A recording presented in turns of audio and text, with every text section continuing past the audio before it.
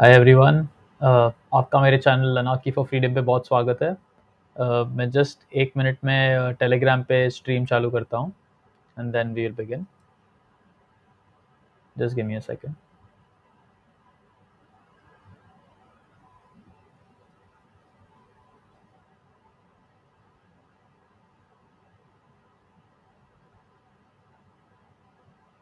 Okay, yeah we are on Telegram as well. तो मैं अभी अपना बैकग्राउंड ऑडियो बंद करता हूँ। Yes, and we'll start. Yes, hello everyone, welcome to my channel अनाकी फॉर फ्रीडम।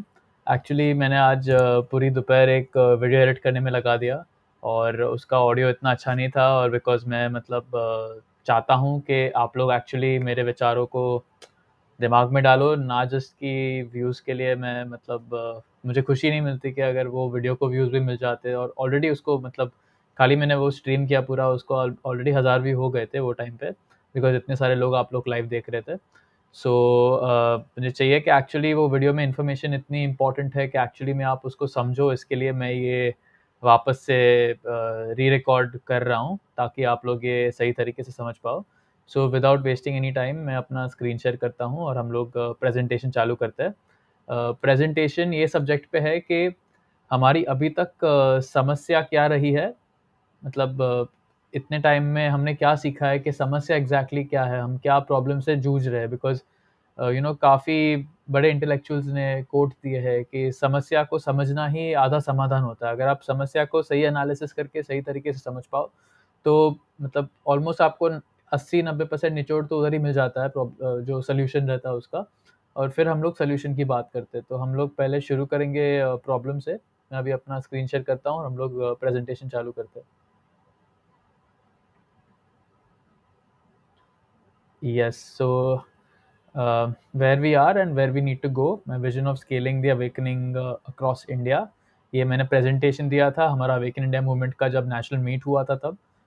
तो इसमें हम लोग पहले प्रॉब्लम से शुरुआत करते हैं, हमारी थोड़ी जो जर्नी रही है, क्या हमारे एक्सपीरियंसेस रहे हैं, क्या मैंने पर्सनली प्रॉब्लम के पे एनालिसिस किया है, और फिर हम लोग सोल्यूशन की बात करते हैं। तो इस वीडियो को प्लीज़ ध्यान से देखना और अंत में जितना ज़्यादा हो सके इसको शेयर करना, बिकॉज़ ये इन्फॉर्मेशन आज के टाइम पे भारतीय लोगों को समझना बहुत ही ज़रूरी है। इनफैक्ट मैं इस पे जागरूकता तो बहुत टाइम से फैला रहा हूँ, बट अभी हमें बहुत ही पॉइंट पे आने की ज़रूरत है कि समस्या मतलब सही तरीके से लोगों को समझने की ज़रूरत है, और उससे हम कैसे निकले वो भी समझने की ज़रूरत है। तो पार्ट 1, अंडरस्टैंडिंग द प्रॉब्लम।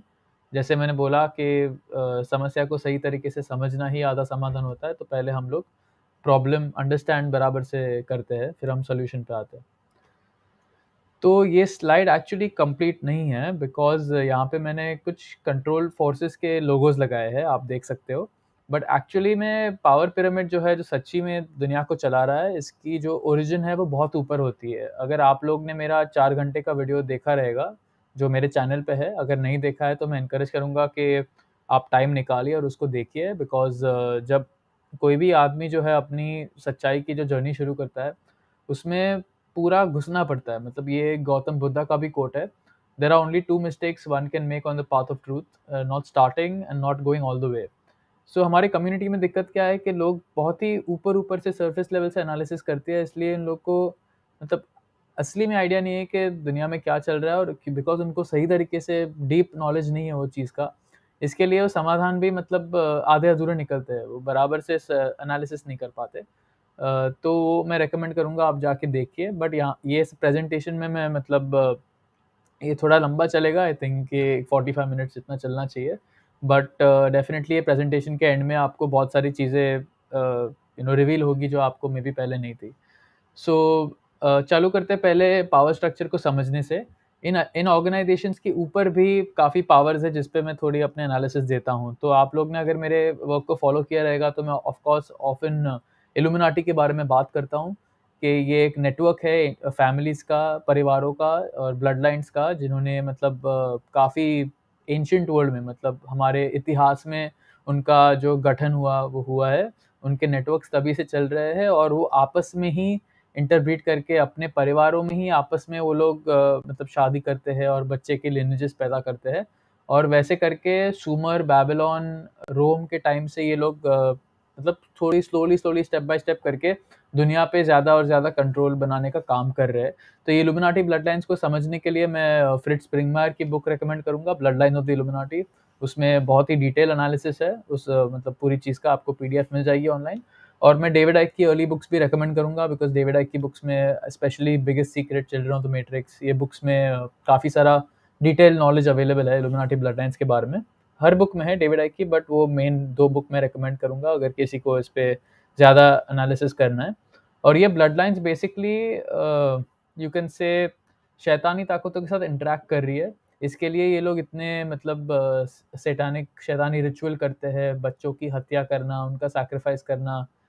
इस पे भी मैंने दूसरे वीडियोस किए हैं, पीडोफिलिया पे, मतलब बच्चों के साथ जो शारीरिक संबंध होता है, सेक्सुअल अब्यूज़ होता है, ह्यूमन ट्रैफिकिंग, चाइल्ड ट्रैफिकिंग, ये सारी चीज़ों में ये इल्यूमिनाटी की ब्लड लाइन्स इन्वॉल्व्ड है। अगर आप इन पे रिसर्च करोगे तो आपको इस विषय के बारे में पता चल जाएगा। तो ये लोग एक सीक्रेट सोसाइटीज़ का नेटवर्क हेड करते हैं, और सीक्रेट सोसाइटीज़ बहुत सारी है। काफ़ी लोग मुझे बोलते हैं कि मैं फ्रीमेसन हूँ। तो आप मतलब सुन लो, अभी मैं फ्रीमेसन हूँ तो फ्रीमेसन्स को एक्सक्यूज़ क्यों करूँगा? तो ये सीक्रेट सोसाइटीज़ का एक पहलू है फ्रीमेसनरी, जिसको बोलते हैं हम। उसका भारत में भी प्रेज़ेंस बहुत बड़ा है। और ये आप अगर सीक्रेट सोसाइटीज़ को समझने जाओगे, फ्रीमेसनरी के अलावा भी बहुत सारे हैं, और फ्रीमेसनरी से ऊपर भी आते हैं। फ्रीमेसनरी इतना हाई लेवल का सीक्रेट सोसाइटी नहीं है, जितना कि जेज़ुइट्स हो गए, Skull and Bones, Knights of Malta, Knights Templar, Opus Dei. ये आप अगर इल्यूमिनाटी पिरामिड समझने जाओगे तो इन सीक्रेट सोसाइटीज़ की जो हायरार्की है या जो उनका नॉलेज लेवल है वो ज़्यादा है। फ्रीमेसनरी तो एक पब्लिक फ्रंट है। फ्रीमेसनरी के अपर लेवल्स में कुछ चीज़ें चलती है। अगर आपको फ्रीमेसनरी में ज़्यादा डीप में रिसर्च करना है तो मैं जिम शॉ की बुक रिकमेंड करूँगा। उनकी एक बहुत अच्छी बुक है, वो मैं डिस्क्रिप्शन में डाल दूँगा। वो खुद 33rd डिग्री फ्रीमेसन थे, और 33rd डिग्री में जाने के बाद क्या उनके एक्सपीरियंसेस थे और क्या उन्हें पता चला, उसके बारे में उन्होंने एक्सपोज़ किया। बुक का नाम डेडली डिसेप्शन है। आप उसको जाके देख सकते हो फ्रीमेसनरी पे अगर आपको ज़्यादा रिसर्च करनी है तो। तो यस, ये सारी सीक्रेट सोसाइटीज़ है, और सभी चीज़ें क्या होती है कि कंपार्टमेंटलाइज़ होती है। मतलब सभी लोगों को इतना नॉलेज नहीं होता। जैसे कि उदाहरण देने जाऊँ तो अगर आप आज बैंक में जाओगे तो बैंक का जो कैशियर है उसको इतना पता नहीं रहेगा जितना बैंक को मैनेजर को पता है, और बैंक के मैनेजर को इतना पता नहीं रहेगा जितना बैंक के सीईओ को पता है। तो ये कंपार्टमेंट्स में होता है पूरा। ऐसा नहीं है कि सभी लोग ये जो सोसाइटीज़ में काम कर रहे हैं, या स्क्रीन पे भी जो भी ऑर्गनाइज़ेशंस मैं दिखा रहा हूँ, ये सभी लोग जो यहाँ पे जाते हैं वो इविल या बुरे लोग नहीं होते। आधा टाइम ये लोग ब्रेन वॉश्ड होते हैं, या उनको कोई आइडियोलॉजी में इंडोक्ट्रिनेट किया गया होता है, जो ये लोग जेन्युइनली मानते हैं। मतलब इन ये ऑर्गनाइज़ेशन में जाने वाले बहुत सारे लोग मानते होंगे कि धरती 5 साल में तबाह होने वाली है अगर हमने हमारा कार्बन फुटप्रिंट कम नहीं किया। दुनिया में लोग बहुत ज़्यादा है, इसके लिए जनसंख्या कम करने की ज़रूरत है हमें। दुनिया में वर्ल्ड गवर्नमेंट चाहिए, बिकॉज़ एक वैश्विक सत्ता के बिना लोग को हम नियंत्रण बराबर से नहीं कर पाएँगे उनकी भलाई के लिए। बहुत सारे लोग जो यहाँ पे जाते हैं वो एक्चुअली में वो चीज़ मानते हैं, बट पॉइंट ये है कि कुछ लोग हैं इन ऑर्गनाइज़ेशंस में जो हाई लेवल पे बैठते हैं, उनको पता रहता है कि एक्चुअली में वो ऑर्गनाइज़ेशन किस चीज़ के लिए क्रिएट की गई है और किस चीज़ के लिए काम कर रही है। बाकी जो लोग नीचे आते हैं वो मतलब एग्ज़ीक्यूट करते हैं काम, उनको इतना पूरा पिक्चर का नॉलेज नहीं रहता। वो कंपार्टमेंटलाइज़ेशन बोलते हैं इसको। इंटेलिजेंस एजेंसीज़ में वैसे ही होता है। मतलब जो ऑफ़िसर जो है सीआईए के लिए काम करते हैं, वो ऑफ़िसर को जो प्रोजेक्ट कर रहा होता है उसको उसके प्रोजेक्ट के बारे में पता होता है। उसको ये नहीं पता होता कि मतलब बाजू वाला एम्प्लॉयी क्या कर रहा है। तो काफ़ी ऐसे बाँट-बाँट के उनको छोटे टुकड़ों में इन्फॉर्मेशन दिया जाता है। बस आप आपके रोल को प्ले करने के लिए आपको कितना नॉलेज नेसेसरी है उतना ही देते हैं। बिकॉज़ अगर ये षड्यंत्र बहुत लोगों को पता होता तो देखो मोस्ट लोग इविल नहीं है। मतलब दुनिया में जो ज़्यादातर लोग हैं वो एक्चुअली बुरे नहीं है, आप कह सकते हो। इविल तो नहीं है वो, मतलब शैतान ही नहीं है वो, बुरे हो सकते हैं, उनमें ट्रेट्स हो सकते हैं, बट वो लोग इविल नहीं है। इसके लिए अगर ज़्यादा लोगों को कंस्पिरेसी के बारे में पता चलेगा तो चांस ज़्यादा होता है कि एक्सपोज़ हो जाएगी। इसके लिए ये लोग जो एक्चुअल नॉलेज होता है पूरा कंस्पिरेसी का, वो बस ये कुछ ब्लड लाइन फैमिलीज़ और उनके जो एकदम करीबी नेटवर्क में रहते हैं उनको ही पता रहता है। बाकी लोगों को एक टाइप की स्टोरी दी जाती है। तो ये पावर पिरामिड एक्चुअली वहाँ से शुरू होता है, और फिर आप ये सीक्रेट सोसाइटीज़ के नीचे आओगे तो फिर आपको ये सारे ऑर्गनाइज़ेशंस देखने को मिलेंगे। जैसे मैंने यहाँ पे Club of Rome, Council on Foreign Relations, Trilateral Commission है, वर्ल्ड इकोनॉमिक फोरम है, फिर इसमें बिल्डरबर्ग ग्रुप भी आता है। तो ये सारे जो ऑर्गनाइज़ेशंस हैं वो एक्चुअली में एक रॉथस्चाइल्ड एजेंट के द्वारा क्रिएट किए गए थे 20th सेंचुरी में, जिनका नाम सेसिल रोड्स था। और सेसिल रोड्स एक्चुअली में रॉथस्चाइल्ड के फ्रंटमैन थे। उन्होंने अफ्रीका में से वो सोना चांदी और डायमंड जो है वो चुराया था रॉथस्चाइल्ड्स के बिहाफ पे। उनकी हिस्ट्री आप जाके पढ़ सकते हो। और ये उन्होंने राउंड टेबल नाम की सीक्रेट सोसाइटी क्रिएट की थी, जिसको पहले कमिटी ऑफ 300 बोला जाता था। वो कमिटी ऑफ 300 पे भी किताबें हैं कि कैसे committee of 300 east India company को कंट्रोल कर रही थी और east India company actually Bharat को कंट्रोल कर रही थी वो टाइम पे। तो आप कमिटी ऑफ 300 के बारे में भी जाके पढ़ सकते हो। बट ये राउंड टेबल जो है जब स्प्लिट ऑफ हुआ तो ये सारी सेमी सीक्रेट टाइप की ऑर्गेनाइजेशंस बनी, जिनका मकसद एक ही था कि वो न्यू वर्ल्ड ऑर्डर लाने के लिए उनको अलग अलग रोल्स प्ले करने हैं। तो इसमें से चैथम हाउस है, क्लब ऑफ रोम है। ट्राइलैटरल कमीशन में भारत का बहुत इन्वॉल्वमेंट है। अगर आप ट्राइलैटरल कमीशन के अटेंडीज में जाके देखोगे तो आपको वहाँ पे टाटास का रिप्रेजेंटेशन मिलेगा, महिंद्रास का रिप्रेजेंटेशन मिलेगा। फिर भारत में ब्रूकिंग इंस्टीट्यूशन के हेड है, फिर एस्पेन सेंटर है, confederation of Indian industry Bharat में, उनके लोग वहाँ पे बैठते हैं। गोदरेज फैमिली का रिप्रेजेंटेशन है। तो ऐसे आपको ट्राइलैटरल कमीशन में किर्लोस्कर इलेक्ट्रिक का भी रिप्रेजेंटेशन है वहाँ पे।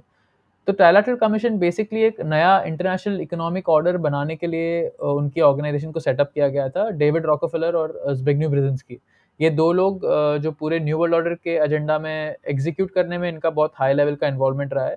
हेनरी किसिंजर को आप लोग जानते नहीं हो तो बहुत बड़ा मास मर्डर है, तो उसका भी मतलब ट्राइलैटरल कमीशन में इन्वॉल्वमेंट रहा है। और डेविड रॉकफेलर और हेनरी किसिंजर बहुत ही करीब है।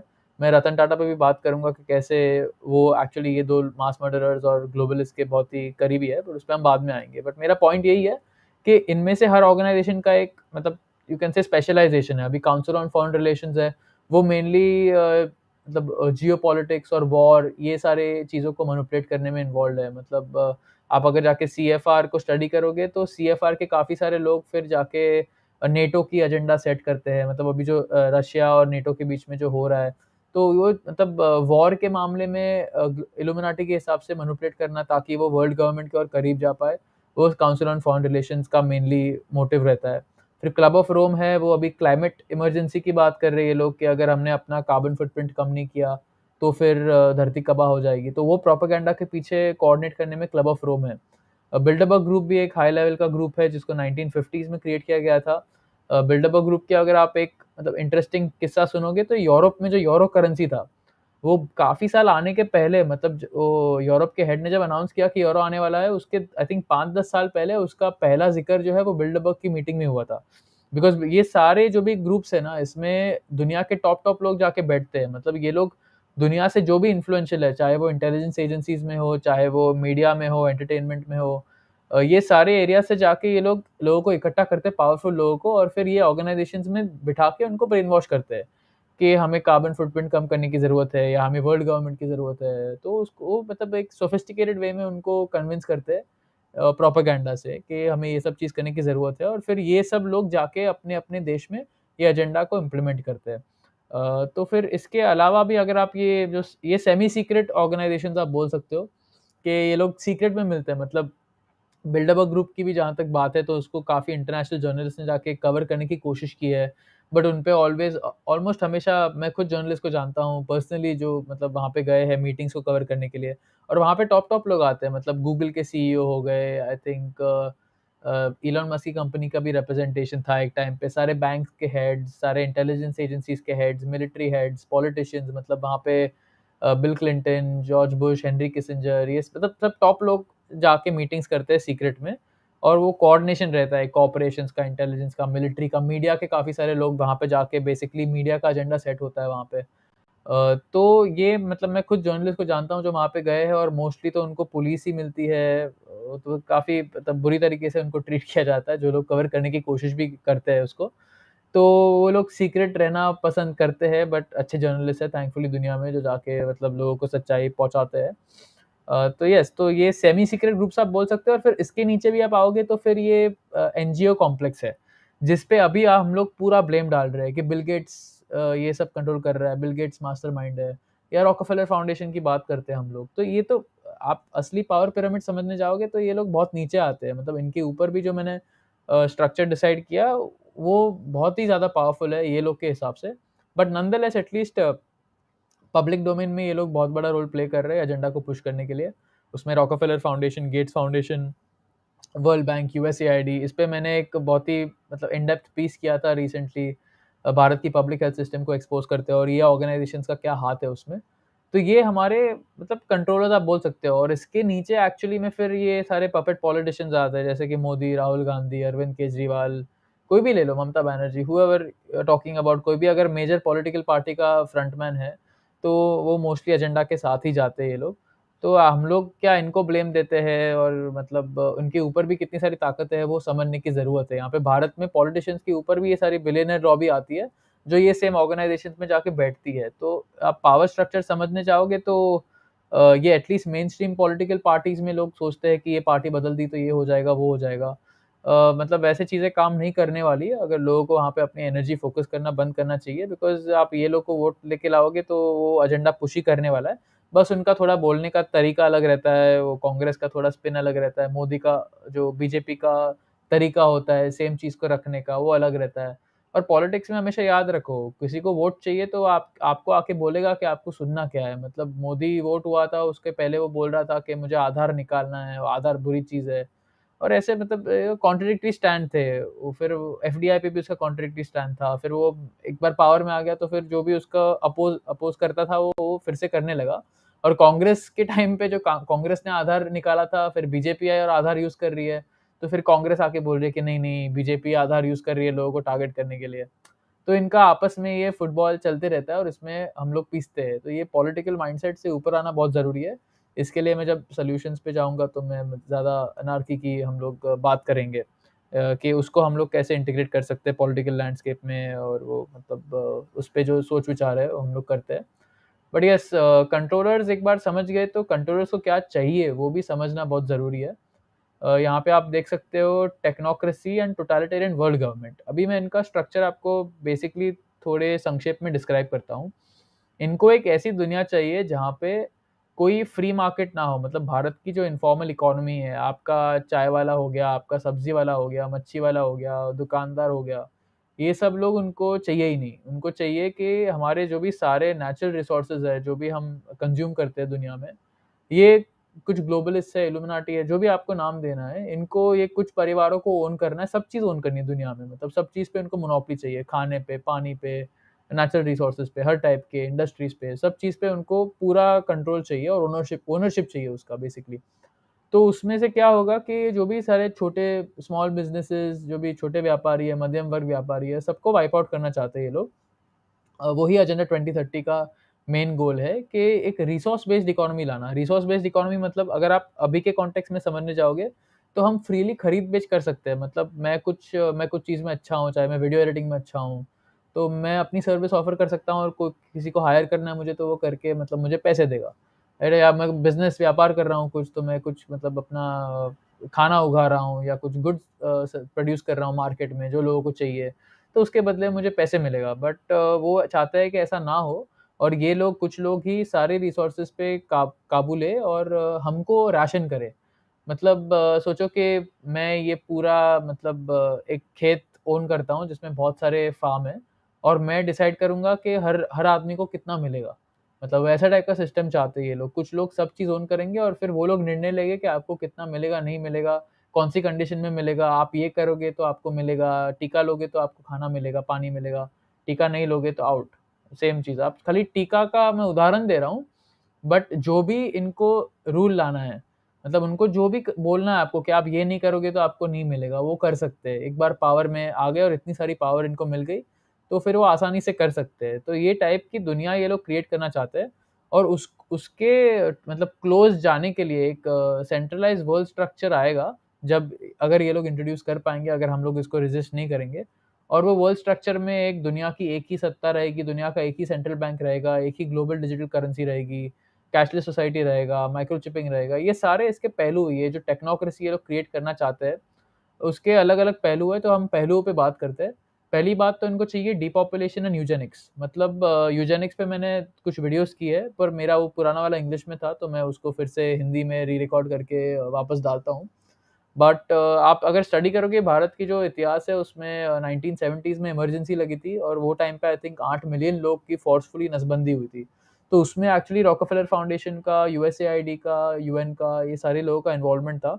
उसके पास मेरी रिसर्च है, उस पे मैं उसको शेयर करता हूँ। पर इन लोग ने एक्चुअली में ज़बरदस्ती भारत को काफ़ी लोगों को मिलियंस ऑफ लोगों की नसबंदी की थी ज़बरदस्ती। तो एक्चुअली में आप स्टडी कर सकते हो कि वर्ल्ड वॉर 2 के पहले भी ये लोग ओपनली कर रहे थे कि ये लोग एलीट समझते हैं ना, अपना दुनिया का बाप समझते हैं।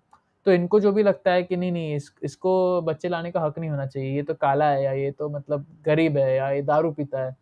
तो ऐसे लोगों को ये लोग नसबंदी कर देते फोर्सफुली, ज़बरदस्ती रास्ते पे से उठा के उनकी नसबंदी कर देते थे, महिलाओं को और मर्दों को भी। इसकी पूरी हिस्ट्री है।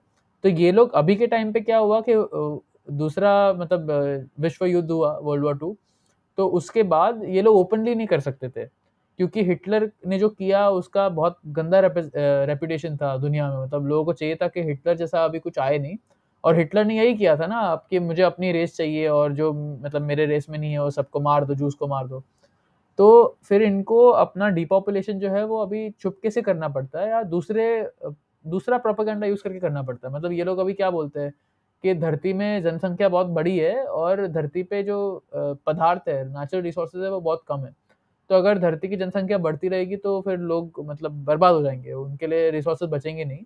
ये पूरा प्रोपेगेंडा है, उस पे भी मैंने वीडियोज़ किए कि हम लोग क्यों डिपॉपुलेशन फेस नहीं कर रहे। एक्चुअली व्हाई वी आर हम लोग एक्चुअली डिपॉपुलेशन फेस कर रहे हैं, ओवर पॉपुलेशन नहीं हो रहा है, जैसा कि ये लोग बोलते हैं। बट इन शॉर्ट, ये लोग जनसंख्या कम करना चाहते हैं बिकॉज़ उनको डर है कि अगर ज़्यादा लोग जग गए तो फिर जग के हम लोग ये न्यू वर्ल्ड ऑर्डर को खत्म कर देंगे। इसके लिए वन ऑफ द रीज़न्स है कि इनको जनसंख्या कम करनी है, और वो लोग फैमिली प्लानिंग, पॉपुलेशन कंट्रोल, अभी ये क्लाइमेट चेंज का ये लोग अगर डर बढ़ाएँगे कि हम लोग सब साँस ले रहे हैं तो इतना हम लोग कार्बन डाइऑक्साइड छोड़ रहे हैं, उससे धरती गर्म हो रही है, और जो आइस मेल्ट हो रहा है और सी लेवल्स इंक्रीज़ हो रहे हैं, तो अभी सारे सिटीज़ जो है वो पानी के नीचे जाने वाले हैं। तो मैं ये नहीं कह रहा कि क्लाइमेट चेंज नहीं हो रहा है, क्लाइमेट चेंज बहुत सालों से अरसों से क्लाइमेट चेंज होते गया है नेचुरल साइकिल्स के हिसाब से।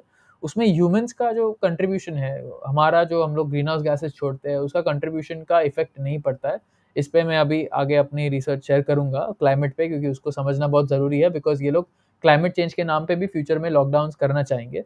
तो हमें उनके आगे रहना, उनका एजेंडा को समझना बहुत ज़रूरी है।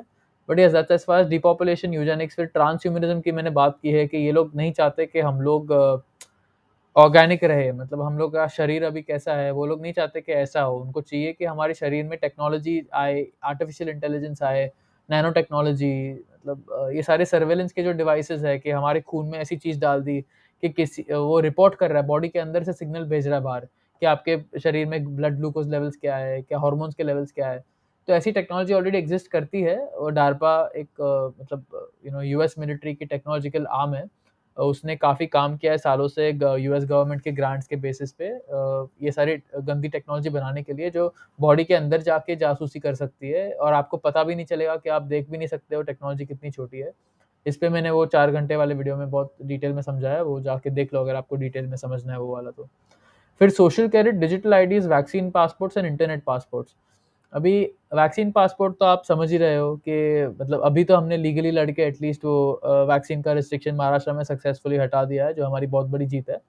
बट ऑफ कोर्स दूसरे देशों में और भारत में भी काफ़ी जगहों पे वो चल रहा है। तो डेफ़िनिटली उस पे सभी को और फाइट बैक करने की ज़रूरत है। अगर हम सभी लोग मिल-जुल के हमने जैसे महाराष्ट्र में किया उसको रेप्लिकेट करेंगे, तो हम लोग दूसरी जगह में भी निकाल सकते हैं। आई थिंक ये हमने कुछ महीने मेहनत करके प्रूव किया लोगों को कि सरकार को भी हम उनके जो एजेंडाज़ हैं उनमें चेंज ला सकते हैं, अगर इनफ लोग उस चीज़ पे फ़ोकस करके उस पे काम करें तो।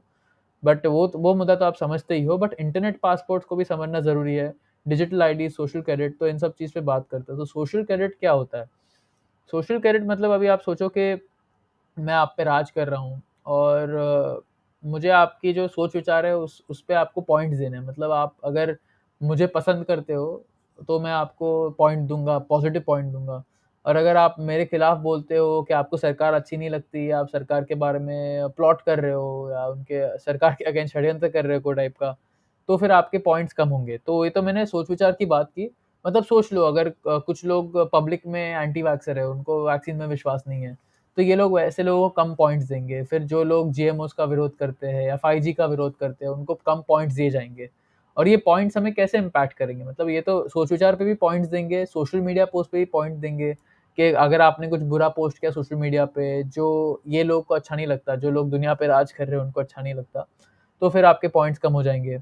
अगर आप मतलब कुछ कुछ भी उदाहरण ले लो, मतलब जो भी चीज़ आप करते हो, अगर वो रूलिंग क्लास जो शासक है, जो राज करेगा आप पे या राज करेंगे, अगर उनको अच्छा नहीं लगता तो आपके पॉइंट्स वो लोग कम देंगे, और जो लोग पागल के माफ़े को सरकार में विश्वास करते हैं और अपना मास्क पहनते हैं, हर 6 महीने टीका बूस्टर लेते हैं, उनको वो लोग अच्छे पॉइंट देंगे। तो ये एक टाइप का डिवीज़न बनाएँगे लोगों के बीच में कि एक सोसाइटी है, मतलब जो स्कूल में कैसे होता था, मतलब वो टीचर को अच्छा प्रेज़ेंट करने के लिए वो एक कुछ लड़के होते थे, वो हमेशा कंप्लेन करते थे या चुगली करते थे लोगों की।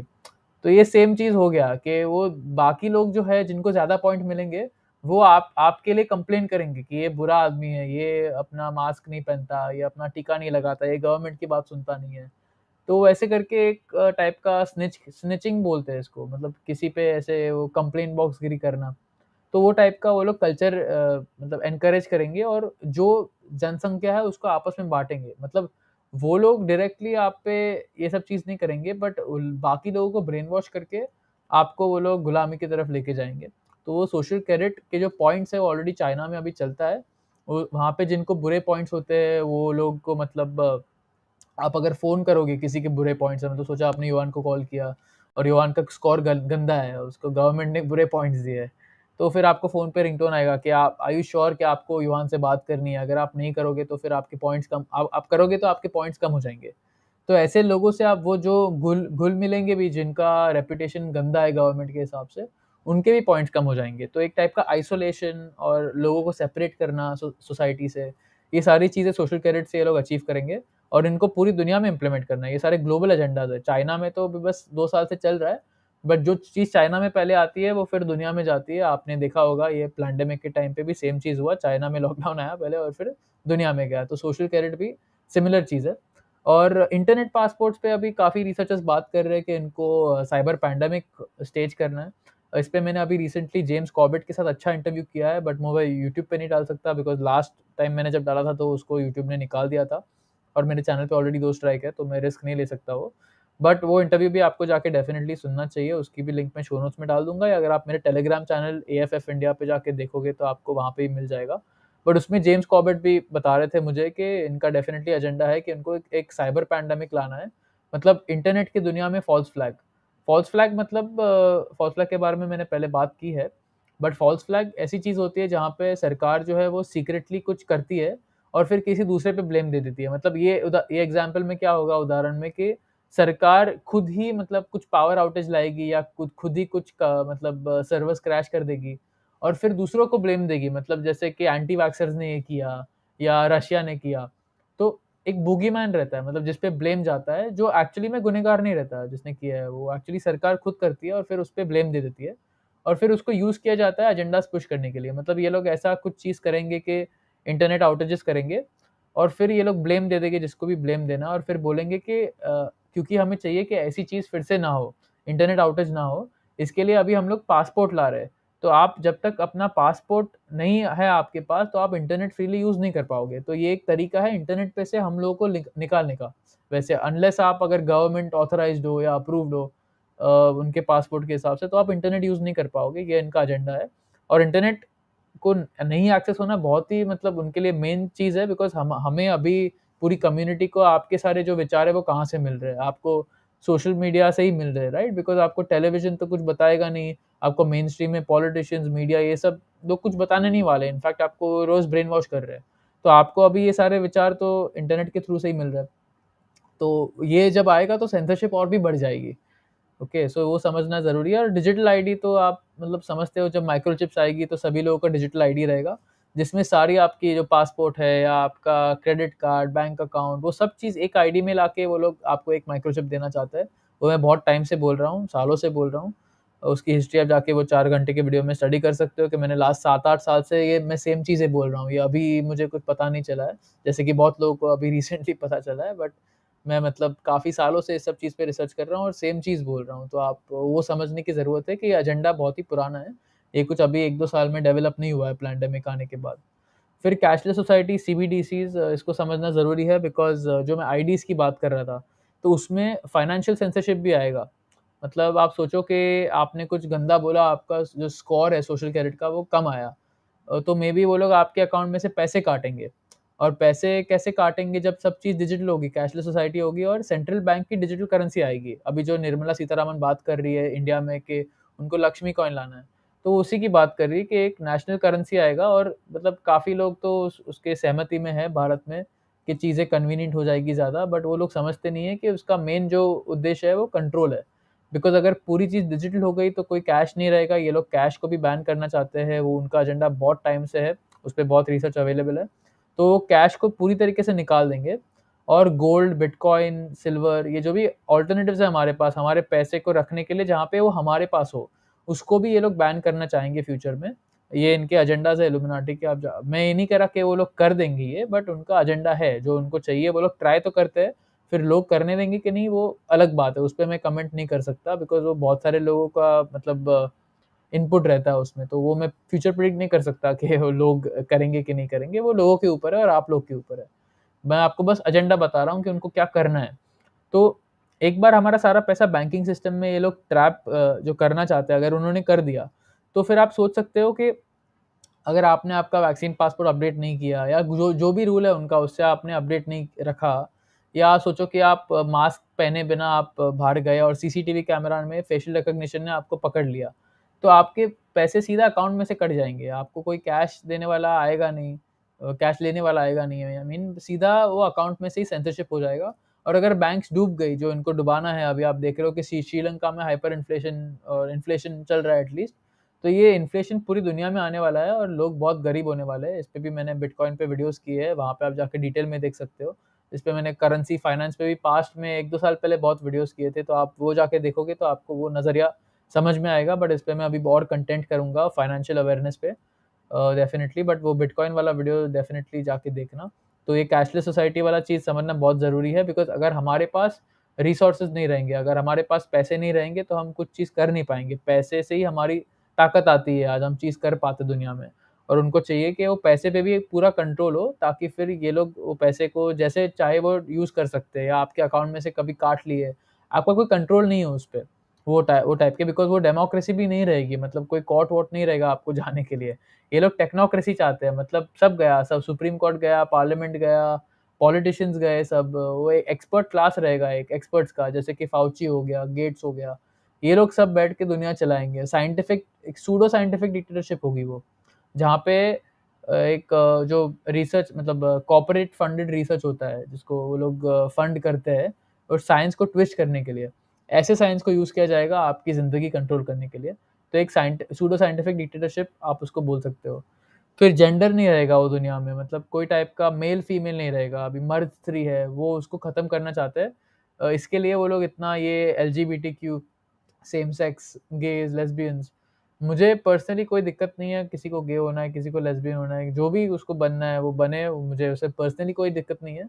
मैं बस इतना डिस्क्राइब कर रहा हूँ कि ये लोग क्यों कर रहे हैं, क्योंकि जैसे मैंने बोला पहली पॉइंट तो उनको जनसंख्या कम करनी है। अगर जनसंख्या कम करनी है तो अगर मर्द और वुमेन जो है वो शारीरिक संबंध करेंगे, परिवार से चालू करेंगे तो फिर बच्चे लाने वाले हैं। तो ये सब जेंडर मतलब डाइवर्ट करके वो लोग जनसंख्या पे भी नियंत्रण कर सकते हैं। वो फैमिली यूनिट भी तोड़ सकते हैं, बिकॉज़ परिवार का होना ये टाइम पे बहुत ज़रूरी है, बिकॉज़ हम दुनिया में इतने सारे समस्याओं से झेल रहे हैं। वो फैमिली यूनिट ही है जो हमें स्टेबल रखती है काफ़ी हद तक। तो वो फैमिली यूनिट पे भी अटैक करना चाहते हैं, बिकॉज़ उनको वो सोशल यूनिट तोड़ना है। बेसिकली उनका बहुत टाइम से एजेंडा रहा है, उनके काफ़ी सारे डॉक्यूमेंट्स में ये आया है कि उनको फैमिली यूनिट तोड़ना है।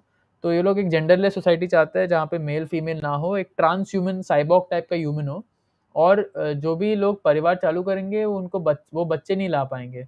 बच्चे बस सरकार रेज़ करेगी टेक्नोलॉजी यूज़ करके, गवर्नमेंट की हैचरीज़ में, मतलब वो टेक्नोलॉजी यूज़ करके बच्चे पैदा करेंगे। नेचुरली बच्चे पैदा नहीं होंगे, उनका एजेंडा है वो लॉन्ग टर्म। और वो जेंडर पुश कर रहे हैं बिकॉज़ उनको चाहिए कि लोग आपस में इतने बढ़ जाएँ, मतलब पहले सिर्फ़ मेल-फीमेल था, बट अभी लेस्बियन, गे, ट्रांससेक्सुअल, क्वेयर, ये सारी चीज़ एक्सपैंड होते जा रहे हैं बिकॉज़ ये लोग आपस में लोगों को बँटे रखना चाहते हैं। और जो हमारा एक्चुअल कनेक्शन है भगवान से या कुदरत से या कॉन्शसनेस से, उससे लोगों को हटा के वो लोग अपने एक आइडेंटिटी के बबल में रखना चाहते हैं कि मैं गे हूँ या मेरी आइडेंटिटी है ये। तो उसके बाहर लोग सोच नहीं पाते कि एक्चुअली में हमारा स्पिरिचुअल नेचर क्या है।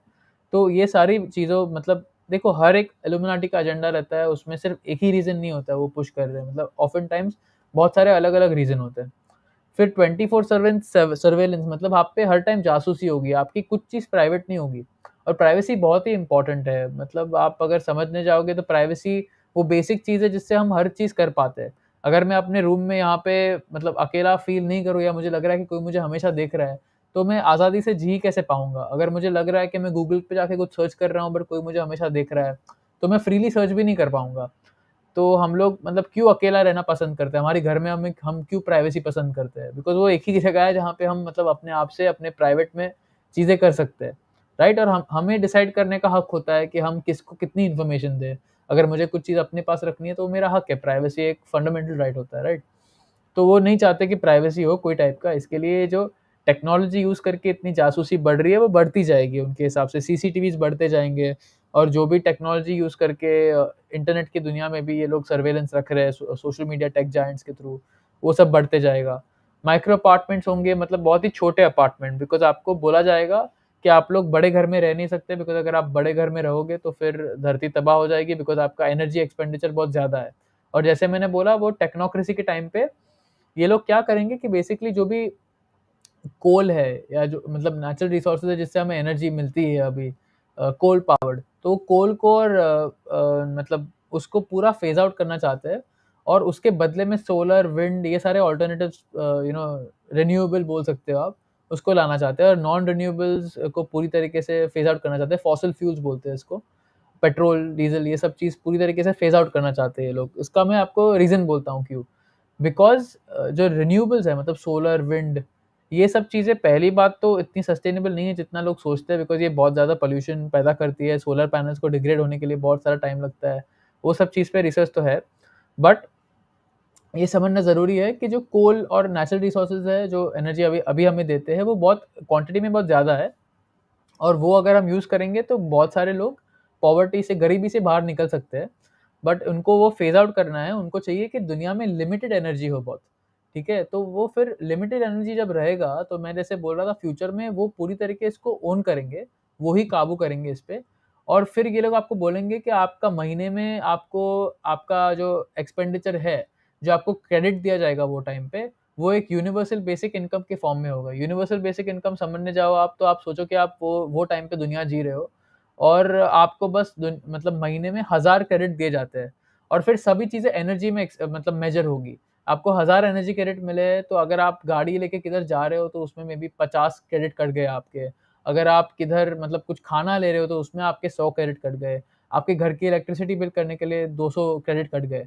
तो ऐसे करके सब चीज़ें एनर्जी में मेजर होगी मतलब किसी चीज़ को बनने के लिए कितना एनर्जी उसमें जा रहा है, वो एनर्जी ही पूरी आपकी करेंसी बन जाएगी और वो एनर्जी को बाँट के आपको वो पैसे दिए जाएँगे। मतलब आपको मतलब सोचो कि हम लोग भारत में रह रहे हैं और भारत में मतलब 1000 टन का टोटल एनर्जी बन रहा है, तो वो 1000 टन को पूरी तरीके से बाँटा जाएगा उसकी जनसंख्या में और फिर सभी लोगों को उतना यूज़ करने का एक्सेस होगा जितना उनको दिया जा रहा है इक्वली बाँट के और वो भी आपका पूरा नहीं रहेगा। मतलब मैं जैसे बोला वो कुछ भी टर्म्स एंड कंडीशंस डाल सकते हैं कि आपने ये नहीं किया तो आपका पैसा कट जाएगा या आपका पैसा एक्सपायर हो जाएगा 1 महीने में, वो सब पूरा कंट्रोल उन पे रहेगा।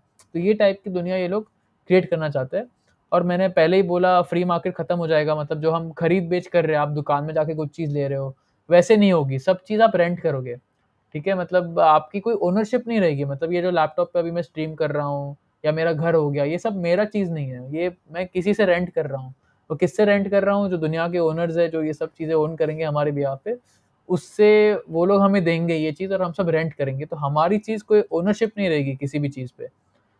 तो ये बेसिक मतलब ब्रॉड ब्लूप्रिंट है इनको कौन-सी टाइप की दुनिया चाहिए, इसमें डिटेल बहुत सारी है, वो मेरा 4 आवर्स का वीडियो जाके देख सकते हो।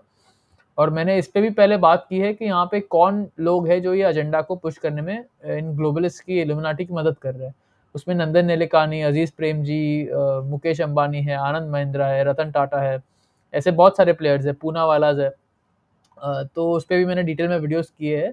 इनफैक्ट सबसे मोस्ट व्यूड वीडियो मेरे चैनल पे वही है कि भारत के कैसे जो बिलियनियर क्लास है, वो एक्चुअली में ये सब चीज़ों में इन्वॉल्व्ड है। नाम के साथ मैंने एक्सपोज़ किया कि कौन से ऑर्गनाइज़ेशन में बैठ रहे हैं। तो वो मैं आपको रिकमेंड करूँगा कि वो वीडियो आप देखो। इंडियाज़ पॉलिटिकल पपेट्स आर मतलब समथिंग, वो टाइटल भूल गया एग्जैक्टली, बट आप जाके मोस्ट व्यूड वीडियो देख लो मेरे चैनल पे, आपको मिल जाएगा। तो यस, तो ये सब लोग एक्चुअली में ये ऑर्गेनाइजेशंस की जिसकी मैं पहले बात कर रहा था, जैसे कि ट्रायलैटरल कमीशन हो गया, बिल्डरबर्ग है, क्लब ऑफ रोम है, यूनाइटेड नेशंस है, वर्ल्ड इकोनॉमिक फोरम है, इसमें ये सब भारतीय मतलब टॉप लोगों का रिप्रेजेंटेशन रहता है। और फिर ये लोग वहाँ से जाके मतलब वहाँ से इधर ब्रेन वॉश होके, या कुछ लोगों को मे बी पता रहेगा वो लोग क्या कर रहे हैं, और फिर यहाँ पे आके वो ये ग्लोबल एजेंडा यहाँ पे भारत में ठोकते हैं, या इनकी जो इंडस्ट्रीज होते हैं उनका जो पावर होता है, क्योंकि ये सारे लोग जो है बड़े-बड़े कॉर्पोरेशंस के मालिक है, उनके पास वेल्थ बहुत ज़्यादा है, पैसे बहुत ज़्यादा है, तो ये लोग वो पैसे और पावर को यूज़ करते हैं एजेंडास पुश करने के लिए। उसमें से I would say Ratan Tata, Mukesh Ambani are very very close. Ratan मतलब मुकेश अंबानी तो वर्ल्ड इकोनॉमिक फोरम के फाउंडिंग बोर्ड में बैठे हैं, और रतन टाटा ऑफ कोर्स उनका आप स्टडी करोगे तो डेविड रॉकफेलर, हेनरी किसिंजर, ये सारे बड़े-बड़े प्लेयर्स के साथ इनके बहुत गहरे संबंध है, अगर आप देखोगे तो। तो ये हमारे भारतीय कंट्रोलर जो मतलब फाइनेंस कर रहे हैं एजेंडा को भारत में, इस पे आप वो डिटेल वीडियो जाके देख सकते हो। और इस पे भी मैंने रिसेंटली बहुत काम किया है, पर ये लोग हैं जो आपकी मतलब लास्ट 2 साल से जिन्होंने आपकी ज़िंदगी बर्बाद की है, वो मोस्टली ये स्क्रीन पे है अभी। आप टॉप लेफ्ट में देखोगे तो वो विनोद पॉल है। अ, उस उनके राइट साइड में राजेश भूषण के नीचे नरेंद्र अरोरा, और नरेंद्र अरोरा के लेफ्ट में श्रीनाथ रेड्डी। तो ये 4 लोग जो है वो काफ़ी प्रोमिनेंट है। इनके जो पूरे रोल्स हैं और उन्होंने क्या-क्या किया है वो मैंने डिटेल में एक्सप्लेन किया है दूसरे वीडियोज़ में। और मेरा इन डेप्थ आर्टिकल भी है उस पे, तो आपको अगर इस पे ज़्यादा डीप रिसर्च करनी है तो आई वुड रिकमेंड कि आप वो जाके देखो। तो यस, बट अगर शॉर्ट में बताने जाऊँ तो वीके पॉल जो है वो नेशनल टास्क फोर्स के मतलब आई थिंक हेड लेवल पे बैठते हैं, और मोदी जी से डायरेक्ट उनका कनेक्शन था। टास्क फोर्स जो भी डिसाइड करता था वो बेसिकली मोदी के बीच में और टास्क फोर्स के बीच में कोऑर्डिनेशन रखते थे। और ये नीति आयोग के भी मेंबर है। नीति आयोग एक्चुअली भारत में ये यूएन का sustainable development goals, agenda 2030, new world order, world government, ये सब चीज़ भारत में लागू करने के लिए नीति आयोग का बहुत बड़ा हाथ है। उसमें विनोद पॉल मेंबर है सीनियर। तो विनोद पॉल का एक्चुअली वो आर्टिकल में जाके देखोगे तो इन सभी लोग के क्या-क्या कनेक्शंस है, रॉकफेलर फाउंडेशन के साथ या फार्मा कंपनीज़ के साथ या गेट्स फाउंडेशन के साथ। ये सब मैंने बहुत नाम से और डिटेल से एक्सपोज़ किया है, तो मैं रिकमेंड करूँगा कि आप लोग वो जाके देखें। राइट साइड में बलराम भार्गव, रणदीप गुलेरिया, इन्होंने टीवी पे लोगों को ब्रेन वॉश करने के लिए बहुत काम किया है। और फिर ऊपर है के विजय राघवन, वो प्रिंसिपल साइंटिफिक एडवाइज़र है गवर्नमेंट ऑफ इंडिया को। और नीचे गगनदीप कांग है, वो उनको गेट्स फाउंडेशन से रिसर्च के लिए ग्रांट्स बहुत मिलते हैं। तो ये सभी लोगों ने मिलके ये जो पैंडेमिक का पूरा जो भी हम लोग ने 2 साल में एक्सपोज़ किया है, उसको बेसिकली लोगों तक इम्प्लीमेंट करने के लिए और लोगों के दिमाग को कंट्रोल करने के लिए, ये लोगों ने बहुत बड़े हाई लेवल पे इन्फ्लुएंस रखा है। इनफैक्ट ये एनके अरोरा ही है नीचे, जो मतलब चश्मे में है नीचे। एक्चुअली काफ़ी लोग चश्मे में हैं यहाँ, बट जो वो ब्राउन कलर की शर्ट पहने नीचे, वो एनके अरोरा है। तो एक्चुअली मैं ये मास मर्डरर मैं बोलूँगा इनको, बिकॉज़ पूरी जो कमिटी थी यहाँ पे भारत में, एक्सपर्ट कमिटी थी, उन्होंने बोला था कि बच्चों के लिए टीका नहीं अप्रूव होना चाहिए। और फिर ये महाशय आते हैं और बोलते हैं कि बच्चों का टीका अप्रूव हो गया, ये बहुत बड़ी न्यूज़ की गिफ्ट है हमारे लिए। तो इनके वजह से एक्चुअली में वो बच्चों के लिए 15 टू 18 एज ग्रुप के लिए और नीचे अप्रूव हुआ है। तो डेफ़िनेटली उनको कोर्ट में खड़े रह के उन पे ट्रायल तो होना चाहिए, और ये सारे लोगों पे होना चाहिए, बिकॉज़ इन सब लोगों ने हमारी ज़िंदगी बहुत ही मतलब डेवियस वे में बर्बाद की है फार्मा कंपनीज़ के बिहाफ़ पे, और ये अंतर्राष्ट्रीय ताकतों के बिहाफ़ पे भारत के लोगों को ये लोग मेडिकल रूप से गुलाम बना रहे हैं। तो इनका रोल समझना बहुत ज़रूरी है। ये स्लाइड एक्चुअली में इतना अभी रेलेवेंट नहीं है, बिकॉज़ भारत में से डिज़ास्टर मैनेजमेंट एक्ट निकल गया है। बट इसका मैं अगर शॉर्ट में आपको समझाने जाऊँ तो एक्चुअली में मैं राजेश भूषण की रोल की यहाँ पे बात कर रहा था जब मैंने कॉन्फ्रेंस किया था। बिकॉज़ राजेश भूषण एक्चुअली में ऑर्डर में एक चीज़ लिखते हैं और पब्लिक में और पार्लियामेंट में आके एक चीज़ बोल रहे हैं। मतलब आप बहुत लोगों को पता होगा कि भारत में खाली पेपर पे वैक्सीन वॉलंटरी है, बट एक्चुअली में जब इम्प्लीमेंट करने की बात आती है तो सभी जगह पे वैक्सीन सर्टिफ़िकेट के बिना कुछ हो नहीं पा रहा था एटलीस्ट कुछ महीनों के लिए। जब तक हमने पुशबैक नहीं दिया और कोर्ट में उनकी स्टेट की बेइज़्ज़ती नहीं की। तो आप राजेश भूषण का रोल समझने जाओगे तो राजेश भूषण एक्चुअली पीएचएफआई के भी बोर्ड मेंबर है। तो वो रोल अगर आप समझोगे तो आपको और ईज़िली समझ में आएगा कि राजेश भूषण उनके ऑर्डर्स में जो 4 चीफ सेक्रेटरी और एडमिनिस्ट्रेशन के जो लोग हैं स्टेट के, जो भी ऑर्डर्स पढ़ते हैं उसमें वो लोग लिखते हैं कि एन्श्योर 100% वैक्सीनेशन होना चाहिए, पूरा कवर होना चाहिए। और फिर पार्लियामेंट में आके बोलेंगे नहीं, नहीं वैक्सीन तो वॉलंटरी है, कोर्ट में आके बोलेंगे वैक्सीन वॉलंटरी है। बट जो स्टेट्स में एक्चुअली इम्प्लीमेंट कर रहे हैं, वो लोग को ये लोग बोलते हैं कि एक एक भी बंदे को छोड़ो मत, मेक श्योर कि हर एक मतलब हर एक आदमी वैक्सीनेट हो जाए। तो ये मतलब भारत के कानून के हिसाब से इल्लीगल है कि कोई पब्लिक ऑफिस में बैठ रहा है और वो ड्यूअल पोजीशन ले रहा है, मतलब एक साइड पे ऐसा बोल रहा है, एक साइड पे वैसा बोल रहा है। तो मैं ये स्लाइड में बस उसी को एक्सप्लेन कर रहा था कि कैसे डिज़ास्टर मैनेजमेंट एक्ट के हिसाब से जब पैंडेमिक डिक्लेयर होता है, तो ministry of health and family welfare को पूरा पावर दिया गया है कि वो लोग rules, ministry of health and family welfare rules बनाएगा। और ये मतलब राजेश भूषण का रोल रहा है। इसको ये वॉलंटरी मैंडेटरी का पूरा कन्फ्यूजन रखने के लिए ये इन्हीं का हाथ है, बिकॉज़ ये अपने ऑर्डर्स यही साइन कर रहे हैं, जो निकल रहा है। ऑफ कोर्स अजय भल्ला जो राजेश भूषण के राइट में है टॉप पे, वो बेसिकली होम सेक्रेटरी है जो राजेश भूषण को पावर दे रहे थे ministry of health and family welfare को। बट हेल्थ के मामले में डिसाइड लेना कि क्या पॉलिसी रहेगी वो राजेश भूषण ही तय कर रहे थे। तो इस पे मैं मतलब वो कॉन्फ्रेंस में बात कर रहा था इस पे। और अगर हम अब थोड़ी समस्या समझ गए तो समाधान भी समझ लेते हैं। मेरे व्यूज़ इस पे बहुत लोगों से अलग है। बहुत लोगों को लगता होगा कि योहान अनार्किस्ट है तो कोर्ट में इतना इन्वॉल्व क्यों है? तो मैं उस पे भी थोड़ा अपना इनसाइट शेयर कर देता हूँ और मैंने एक मतलब मेरा क्या नज़रिया है और मैं मतलब किस चीज़ में अपनी एफर्ट लगाता हूँ, क्यों लगाऊँ? तो पहली बात तो अगर आप समझने जाओगे तो जस्ट कॉज़ एक आदमी एनार्किस्ट है, एनार्किस्ट होने का मतलब क्या होता है कि मैं अथॉरिटी में नहीं मानता, मतलब मैं सरकार में नहीं मानता और मुझे नहीं लगता कि ये पार्लियामेंट में जो भी बिल्स पास होते हैं या जो भी कानून बनते हैं, उसको फ़ॉलो करने का मेरा कोई मतलब ऐसे ऑब्लिगेशन है या मुझे फ़ॉलो करने की ज़रूरत है। मैं उनको बस इसीलिए फ़ॉलो करता हूँ बिकॉज़ अगर मैं नहीं करूँगा तो कुछ गुंडे सरकार के बिहाफ़ पे जो काम कर रहे हैं, जिनको हम पुलिस बोलते हैं, वो मतलब सोचना जो भी आदेश आ रहा है उनको वो हम पे लागू करते हैं, उसी के लिए मैं फ़ॉलो करता हूँ। बाकी मुझे ऐसे कोई अंदर से नहीं लगता कि मुझे कोई ऑब्लिगेशन है और उसके मतलब रीज़न्स भी बहुत सारे हैं। मैंने अपने वीडियोज़ में बताया है कि एनार्की क्यों मतलब असली सॉल्यूशन है और बाकी सब चीज़ें एक्चुअली हम गुलामी को बढ़ावा दे रहे हैं। अगर हम डेमोक्रेसी में विश्वास रखते हैं, हम रिपब्लिक्स में विश्वास रखते हैं या हम सोशलिज़्म, कम्युनिज़्म ये सारी चीज़ों में हम विश्वास रखते हैं तो एक्चुअली में हम इंसानों की गुलामी में विश्वास रखते हैं, तो उस पे मैं बाद में आऊँगा। बट आप इसको ऐसे सोच सकते हो, मैं मानता हूँ कि सरकार एक गैंग है क्रिमिनल्स का, जिन जो हम पे राज कर रहे हैं और जो हमसे पैसा फ़ोर्सफुली ले रहे हैं और वो पैसे से ये सारी बुरी चीज़ें कर रहे हैं, जैसे कि ये न्यू वर्ल्ड ऑर्डर को एजेंडा को पुश करना और टीकाकरण सब पे फ़ोर्स करना। तो मुझे नहीं चाहिए कि मैं ये चीज़ों के लिए पैसा दूँ, इसके लिए मैं अपने आप को एनार्किस्ट बोलता हूँ, राइट?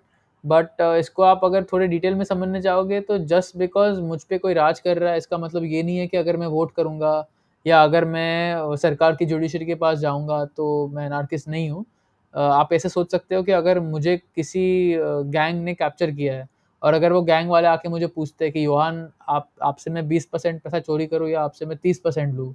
और अगर मैं वोट करता हूँ कि मुझसे 20% पैसा चोरी करो, इसका मतलब ये नहीं है कि मैं उसके लिए अपनी मर्ज़ी दे रहा हूँ। मुझे नहीं चाहिए कि मुझसे 30% लिए जाए और मुझे अपने पे जो मतलब मुझे अटैक होने वाला है वो पैसे के चोरी का, वो कम हो, इसके लिए मैं वोट कर रहा हूँ। तो सिमिलरली ऑफ़ कोर्स मेरे काफ़ी मतलब दिक्कतें हैं करंट कॉन्स्टिट्यूशन से, करंट लीगल सिस्टम से और मेरा जो विज़न है कि एक्चुअली में लॉ कैसे चलना चाहिए, एक्चुअली में पुलिस कैसे चलनी चाहिए, वो बहुत अलग है ज जैसे चीज़ें अभी चल रही है। बट यहाँ पे कोर्ट्स पे जाने का और फाइट करने का उद्देश्य यही है कि मोस्ट लोग कंट्री में हमारे कोर्ट्स को, संविधान को, पार्लियामेंट में मानते हैं। ठीक है? तो अगर आपको वो चेंज करना है तो आप मतलब ऑफ कोर्स अवेयरनेस का और ये आइडियाज़ का लोगों में पहुँचना, लोगों को समझना कि एनार्की क्या है और उसके प्रति हम कैसे आगे जा सकते हैं उस पे, वो समझना तो वो एक बहुत लंबा गेम है बिकॉज़ उसके लिए बहुत एजुकेशन लगेगी, उसके लिए बहुत काम लगेगा। बट तब तक डैमेज कंट्रोल करने के लिए और स्टेट के कानून हटाने के लिए एटलीस्ट जितनी पावर्स हमें कॉन्स्टिट्यूशन में दी गई है, उसको यूज़ करना हमारे लिए ज़रूरी है। तो मैं इसके लिए बोल रहा हूँ बिकॉज़ जस्ट बिकॉज़ मैं ये कोर्ट सिस्टम में इन्वॉल्व्ड हूँ और यहाँ पे मतलब अपनी जो रिसर्च है या अपनी जो स्किल्स है वो मैं दे रहा हूँ ताकि हम कोर्ट केसेस जीतने के चांसेस हमारे बढ़ पाए। इसका मतलब ये नहीं है कि मैं मुझे ये कोर्ट सिस्टम से कोई दिक्कत नहीं है, मुझे नहीं चाहिए वो चेंज हो, तो मैं बस वो बोलना चाहता था। बट जहाँ तक ये स्लाइड की बात है तो अगर हमें समाधान समझने हैं, तो हमें समझना पड़ेगा कि हमारे अधिकार क्या है? ओके, तो इसको आप ऐसे ऐसी तरीके से सोच सकते हो, जब आप धरती पे जन्म लेते हो, तो ये शरीर है आपका। वो शरीर में आपकी आत्मा पहले आई, तो ये शरीर आपका है। आपको इससे जो करना है आप वो कर सकते हो, प्रोवाइडेड कि आप ये शरीर से किसी दूसरे का नुकसान नहीं कर रहे हो, किसी दूसरे की प्रॉपर्टी का नुकसान नहीं कर रहे हो। तो इसको मतलब काफ़ी सदियों से समझा गया है, मतलब जो लोग पुराने ज़माने के कल्चर्स थे दूसरे-दूसरे मतलब हिस्सों में दुनिया में, ये सब समझते थे कि ये एक एक टाइप का न यूनिवर्सल प्रिंसिपल है, एक कुदरती कानून है कि हर आदमी को वो चीज़ करने का हक होना चाहिए जिससे किसी दूसरे का नुकसान ना हो रहा हो। और अगर कोई इस पे पहले हमला करता है, उसकी उसके शरीर पे या उसकी प्रॉपर्टी पे, तो उसको अपना बचाव करने का हक है। उसको हम इंग्लिश में बोलते हैं नॉन एग्रेशन प्रिंसिपल। एक कुदरती कानून है, इसको समझना ज़रूरी है बिकॉज़ हमारे जो अधिकार है वो कहाँ से आते हैं वो भी हमें समझना ज़रूरी है। मैं मेरे हिसाब से आपको हर वो चीज़ करने का अधिकार है जिससे किसी दूसरे का नुकसान ना पहुँचता हो। ये दिस इंक्लूड्स मतलब ऑल काइंड ऑफ थिंग्स। क्या आपको टैक्स का पैसा देने का नहीं देने का अधिकार है? बिकॉज़ अगर आप नहीं दोगे वो तो उससे किसी का नुकसान नहीं हो रहा, मतलब वो आपकी मर्ज़ी से लिया नहीं जा रहा, पहली बात तो वो चोरी है, तो वो चोरी को नहीं देना आपका हक है। व जैसे ही दूसरी चीज़ें हैं, मतलब मैंने अगर किसी को मैंने किस कुछ चीज़ लिखा, मिस इन्फॉर्मेशन ये लोग बोलते हैं कि अगर आप कुछ मतलब इन्फॉर्मेशन लिखोगे ऑनलाइन जो सही नहीं है उनके हिसाब से, तो फिर आप पे कानून लग सकता है। या अगर आप ऐसे बहुत सारे कानून हैं बेसिकली जिसमें कोई टाइप का विक्टिम होता नहीं है। मतलब आप किसी को नुकसान नहीं कर रहे हो, बट गवर्नमेंट के हिसाब से तो भी गलत है। मतलब आपने कुछ अगर गवर्नमेंट के खिलाफ कुछ विचार लिखे, अगेंस्ट कुछ विकार विचार लिखे, तो वो लोग बोलेंगे ये सेडिशन है और वो नेशनल सिक्योरिटी को थ्रेटन कर रहा है, तो आपको जेल में जाना चाहिए। तो मेरे हिसाब से किसी को जेल में डालना चाहिए या किसी पे हिंसा यूज़ होनी चाहिए जब वो किसी दूसरे पे हिंसा यूज़ कर रहा हो। उसके अलावा मैं कोई भी कानून में मानता नहीं हूँ, ये नेचुरल लॉ है, ठीक है? तो ये नज़रिए से मैं समझता हूँ कि हमारे जो अधिकार है वो हमें भगवान देता है, मतलब हमारा जन्म लिए ही अधिकार हमारे वजूद हो जाते हैं।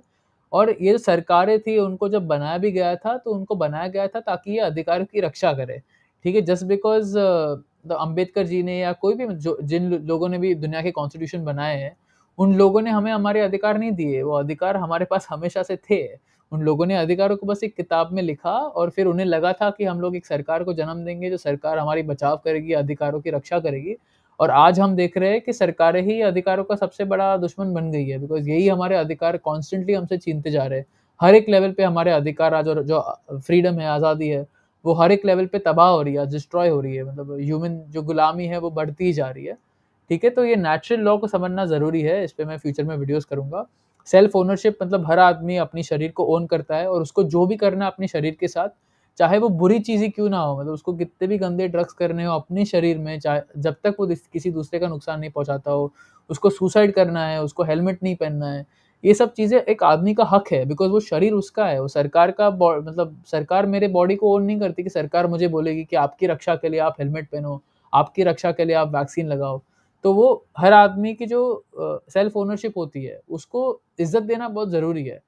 आप किसी चीज़ से असहमति भी रखते हो, आपको अच्छा नहीं लगता कि वो कोई चीज़ क कर रहा है, बट उसके लिए उसका कर्मा जो है उसका मतलब एक्चुअली में वो लाइफ़ में सीखेगा वो, अगर वो अपने आप को ही नुकसान कर रहा है तो वो लाइफ में सीखेगा, उसकी हेल्थ बिगड़ेगी या उससे उसकी मतलब मेंटल हेल्थ को असर पड़ेगा, तो वो खुद सीखेगा, उसका खुद का पर्सनल लर्निंग है वो।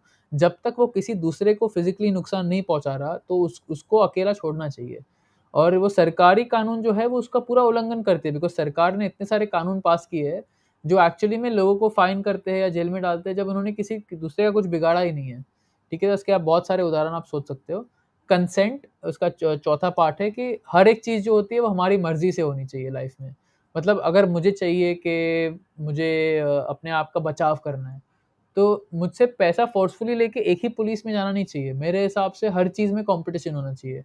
मतलब पुलिस में भी दूसरे-दूसरे टाइप के ऑर्गनाइज़ेशंस होने चाहिए जिसमें अलग-अलग टाइप की सुविधाएँ मिले हमें।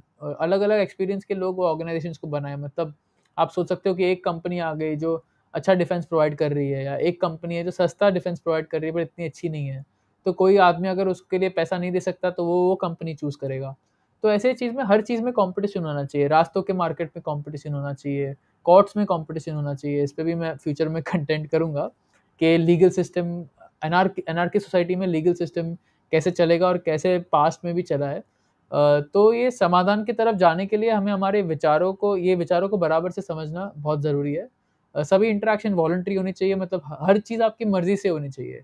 अगर आप गवर्नमेंट का बजट देखते हो और आपको लगता है कि नहीं मेरा पैसा उसमें नहीं जाना चाहिए, मेरा पैसा मतलब मुझे ऐतराज़ है कि मेरा पैसा ये चीज़ के लिए जा रहा है, तो आपको हक होना चाहिए कि आप वो टैक्स का पैसा ना दो, बट आपको वो हक नहीं है। आप अभी जो भी चीज़ खरीद रहे हो दुनिया में, आप कोई भी गुड ले लो, कोई भी सर्विस ले लो, इनकम टैक्स हो गया, इतने हज़ार टाइप के टैक्स है, वो सब चोरी है, बिकॉज़ ये सारा पैसा ऐसी चीज़ों के लिए यूज़ करने के लिए जा रहा है जो जिससे आपको सहमति नहीं है। अभी हम लोग मिलके इतना पूरा वैक्सीन के अगेंस्ट लड़ रहे हैं, बट हम ही लोगों ने वैक्सीन को फंड किया है ना, मतलब हमारा ही टैक्स का पैसा यूज़ करके इन्होंने वैक्सीन खरीदा और फिर वो वैक्सीन पूरी पॉपुलेशन पे फोर्स कर रहे हैं।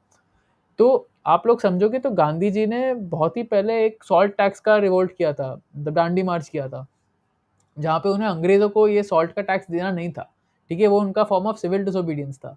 तो वैसे ही हमें फ्यूचर में जब इन आइडियाज़ की अंडरस्टैंडिंग बढ़ेगी, तो हमें ये समझना बहुत ज़रूरी है कि टैक्स चोरी है, टैक्सेशन इज़ थेफ्ट। और अगर सरकारें आके हमसे फ़ोर्सफुली पैसा ले रही है, तो अगर बहुत सारे लोग आके पैसा नहीं देंगे, तो हम लोग अपना पैसा अपने पास रख पाएँगे और फिर वो पैसे को हमें जहाँ पे चाहिए यूज़ करना है, वो हम दे सकते हैं। अगर किसी लोग को चाहिए कि मिलिट्री स्ट्रॉन्ग होनी चाहिए, तो वो मिलिट्री के लिए खुद पैसा दे। अगर किसी लोगों को चाहिए कि मुझे ये चीज़ खरीदनी है पर ये नहीं खरीदनी है, तो आपको वो हर एक चीज़ करने का हक होना चाहिए आपके पैसे से, क्योंकि आपका पैसा आपका है। वो आपको कोई ऐसे ऑब्लिगेशन नहीं है कि मुझे 20% या 30% इनकम सोसाइटी के लिए देनी है। वो देना चाहिए, वो अलग बात है, मतलब सोशल सर्विस करना चाहिए, लोगों को अच्छा होना चाहिए, चैरिटी करना चाहिए। ये सब चीज़ अपनी मर्ज़ी से होनी चाहिए, ना कि आपसे कोई फ़ोर्सफुली पैसा चुरा के कोई गरीबों में बाँटे। ये चैरिटी होता नहीं है, ये मतलब चोरी होता है। अगर कोई आदमी आपके घर पे आके आपसे पैसा चोरी करके गरीबों में बाँटे, तो वो चोरी ही होता है। तो वो नज़रिए से चीज़ों को समझना ज़रूरी है बहुत। और truth and freedom come before family obligation, ये सब हम लोग जानते ही है कि हमारे परिवारों में हम बहुत इश्यूज़ फेस करते हैं। जब मतलब परिवार वाले हमारी बात समझते नहीं है, तो हमें हमेशा ट्रूथ, मतलब सच्चाई जो है और आज़ादी है, उसको चूज़ करना चाहिए पहले। कोई भी आए, चाहे परिवार आए, दोस्त लोग आए, कोई भी रिलेशंस आपके बिखर जाए, बट हमेशा सच्चाई और आज़ादी को आप महत्व दो। और जो लोग उसको रिस्पेक्ट नहीं करते, उनको आपके लाइफ में होना नहीं चाहिए, ये मेरा ओपिनियन है। पॉजिटिव राइट्स हमारे लिए इनहेरेंट नहीं है, मतलब मैंने आपको बोला कि राइट्स जो है हमारे, वो नेगेटिव में होते हैं। मतलब हम लोग राइट्स या अधिकार को ऐसे डिफाइन कर सकते हैं, उसकी परिभाषा हम लोग ऐसे दे सकते हैं कि एक आदमी को दूसरे आदमी को क्या-क्या चीज़ करने का हक नहीं है, ठीक है? हम लोग ये नहीं बोल सकते कि आपको ये करने का हक है, ये करने का हक है, वैसे लिस्ट बहुत लंबी है वो। तो हम लोग उसको ऐसे डिफाइन कर सकते हैं कि एक आदमी को दूसरे आदमी को करने का क्या हक नहीं है। तो उसको ये हक नहीं है कि आपके वो मर्डर करे, आपकी प्रॉपर्टी पे ट्रेसपास करे आपके परमिशन के बिना, मतलब प्रॉपर्टी में घुस गया परमिशन के बिना, आपको रेप करे, आपको किडनैप करे, आपसे पैसा चोरी करे, आपका कॉन्ट्रैक्ट, अगर आपने किसी के साथ कॉन्ट्रैक्ट मतलब साइन किया और वो उसको मतलब ऐसे चीटिंग करे उसके साथ, तो ये सारी चीज़ें किसी को करने का हक नहीं है, बिकॉज़ वो एक कुदरती कानून है कि जब मैं आपके शरीर को नुकसान पहुँचाऊँगा फिज़िकली, या आपकी प्रॉपर्टी को नुकसान पहुँचाऊँगा जो आपने मतलब बराबर से एक्वायर की है प्रॉपर्टी को, तभी आप मुझ पे हिंसा यूज़ कर सकते हो, तभी आप मुझे फाइन कर सकते हो, तभी आप मुझे जेल में डाल सकते हो। अगर मैं बस यहाँ पे चीज़ें कर रहा हूँ जिससे मेबी मुझे फ़र्क पड़ता हो, मेबी मैं अपने शरीर के लिए कुछ चीज़ गलत कर रहा हूँ, बट मैंने किसी का कुछ बिगाड़ा नहीं है, तब तक किसी को हक नहीं है मुझे आके हाथ लगाया, मुझे आके कोई फ़ाइन ले या पैसा ले मुझसे, मुझे अकेला छोड़ना चाहिए। तो ये हम अधिकारों को वैसे समझ सकते हैं कि क्या करने का अधिकार नहीं है हमारे पास, और वो हमें हर चीज़ करने का अधिकार है जिससे किसी दूसरे को या उसकी प्रॉपर्टी को नुकसान नहीं पहुँचता हो, ठीक है? तो ल राइट्स की लिस्ट बहुत ज़्यादा है। अभी हमारे संविधान में क्या लिखा गया है कि आपको मतलब एजुकेशन का राइट है, आपको हेल्थ केयर का राइट है, ठीक है? तो एक्चुअली में आप राइट्स को समझने जाओगे तो ये सब चीज़ें राइट नहीं है।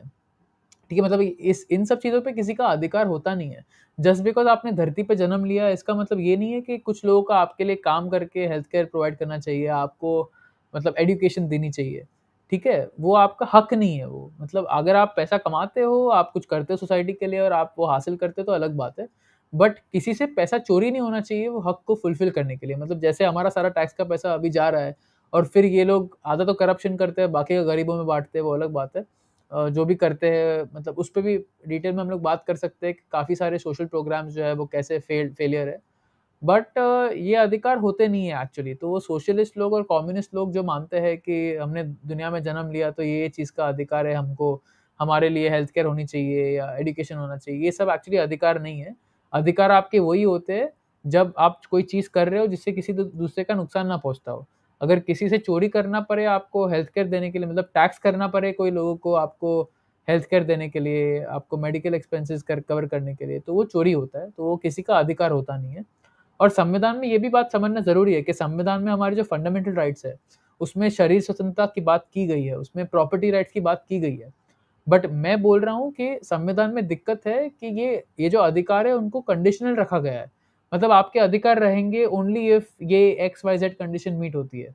और या अगर कोई इमरजेंसी आ गई तो आपके अधिकार हम छीन लेंगे आपसे। तो इसको समझना ज़रूरी है, बिकॉज़ ये जो हमारे अधिकार है, जो मैंने अधिकार डिस्क्राइब किया, जो परिभाषा मैंने यूज़ किया अधिकारों को डिस्क्राइब करने के लिए, ये आपके हैं और आपसे कोई छीन नहीं सकता वो, ठीक है? तो कोई सरकार इमरजेंसी डिक्लेयर करके या पब्लिक हेल्थ या पब्लिक गुड के नाम पे, पब्लिक क्या होता है? अगर आप इसको समझोगे तो पब्लिक होता ही नहीं है। पब्लिक हम एक शब्द है जिसको हम यूज़ करते हैं, व्यक्ति व्यक्ति के समूह को हम उसको मतलब डिफाइन करते हैं वैसे। पब्लिक एक्चुअली में एग्ज़िस्ट नहीं करता दुनिया में। एग्ज़िस्ट क्या करता है कि इंडिविजुअल, एक व्यक्ति, और व्यक्ति के अधिकार ही होते हैं, पब्लिक को अधिकार नहीं होते। ठीक है? तो ये जो भी हमसे अधिकार छीने गए आज, ये सारी चीज़ें पब्लिक हेल्थ के नाम पे ही की गई है, चाहे वो वैक्सीन का हो, मास्क का हो। तो वो पब्लिक के कॉन्सेप्ट से ही मुझे बहुत चिढ़ आती है, और पब्लिक को ये समझना बहुत ज़रूरी है, पब्लिक के अधिकार होते नहीं हैं। अगर आप हर व्यक्ति के अधिकार की रक्षा करोगे तो ऑटोमैटिकली पब्लिक का रक्षा हो जाएगा। ठीक है? बिकॉज़ पब्लिक व्यक्तियों से बना है, तो आप व्यक्तिगत अधिकारों की बचाव करोगे तो ऑटोमैटिकली सभी लोग खुश रहेंगे। बिकॉज़ हर एक व्यक्ति का अधिकार आप बचाओगे। तो इंडिविजुअल व्यक्ति के अधिकारों पे फ़ोकस देना ज़रूरी है, और वो समझना ज़रूरी है कि व्यक्ति के ही अधिकार होते हैं, सोसाइटी के अधिकार नहीं होते।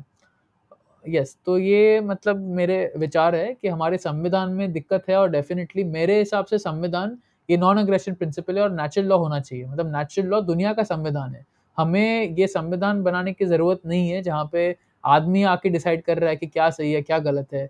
ये कुदरत ने नेचुरल लॉ हमारे लिए सेट किया है, उसपे मैं वीडियोज़ बनाऊँगा कि कैसे हम ये कानून है एक टाइप का, कुदरती कानून है। जैसे कि ग्रेविटी है, ग्रेविटी मतलब कोई आदमी ने आके लिखा नहीं कि ग्रेविटी होता है। ये ग्रेविटी की खोज हुई है, मतलब वो एग्ज़िस्ट करता है दुनिया में। वैसे ही मैं बोल रहा हूँ कि हमारा जो बिहेवियर है, हम एक-दूसरे से कैसे बर्ताव करते हैं, उसको गवर्न करने के लिए भी भगवान ने कुछ कानून सेट किए यूनिवर्स में, ठीक है? और उस एक्चुअली गुलामी का एक फ़ॉर्म है, बिकॉज़ ये लोग आपको आके बोलते हैं कि हम कानून बनाएँगे और हम निर्णय लेंगे। आपने हमें वोट दिया है, ऑल्दो मैंने मतलब वोट कभी दिया नहीं है, ना ही मैं मानता हूँ कि कोई मुझे रिप्रेज़ेंट करता है, ठीक है? वो रिप्रेजेंटेटिव की आर्गुमेंट भी समझना बहुत ज़रूरी है। ये लोग आपको बोलते हैं कि ठीक है, आपको बेसिकली डेमोक्रेसी के अंदर जीना है, बिकॉज़ आपने आपके रिप्रेजेंटेटिव को चूज़ करने का आपको हक है, ठीक है? बट आप अगर इसको गहराई से समझने जाओगे तो कोई भी मतलब आदमी आपको रिप्रेज़ेंट कर नहीं सकता। मतलब आप सोचो मैं हूँ, मेरे विचार इतने यूनिक है बहुत सारी चीज़ों पे। मैं जिन लोगों से क्लोज़ली भी काम करता हूँ, चाहे वो अंबर हो, चाहे वो मतलब कितने सारे लोग हैं, नीलेश सर हो गए। मैं कभी किसी की बात से 100% सहमति नहीं रखता, या विश्वरूप जी हो गए, कोई भी हो गया ऐसा। मुझे लगता है कि कुछ चीज़ ये लोग बोलते हैं, मोस्ट चीज़ बोलते हैं जो सही है, और कुछ चीज़ों पे मुझे मतलब ऐसे एग्रीमेंट नहीं है। तो ऐसे आदमी को भी मैं बोल नहीं सकता कि वो मुझे रिप्रेज़ेंट कर सकता है। मैं ही अपने आप को रिप्रेज़ेंट कर सकता हूँ।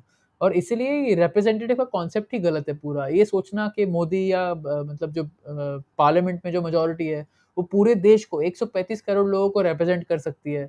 ये मतलब ड्रीमलैंड है वो, मतलब क्या बोलते हैं उसको, सोच-विचार की बात है बस, एक्चुअली में रियलिटी में हो नहीं सकता वो। हर एक व्यक्ति अपने आप को ही रिप्रेज़ेंट कर सकता है।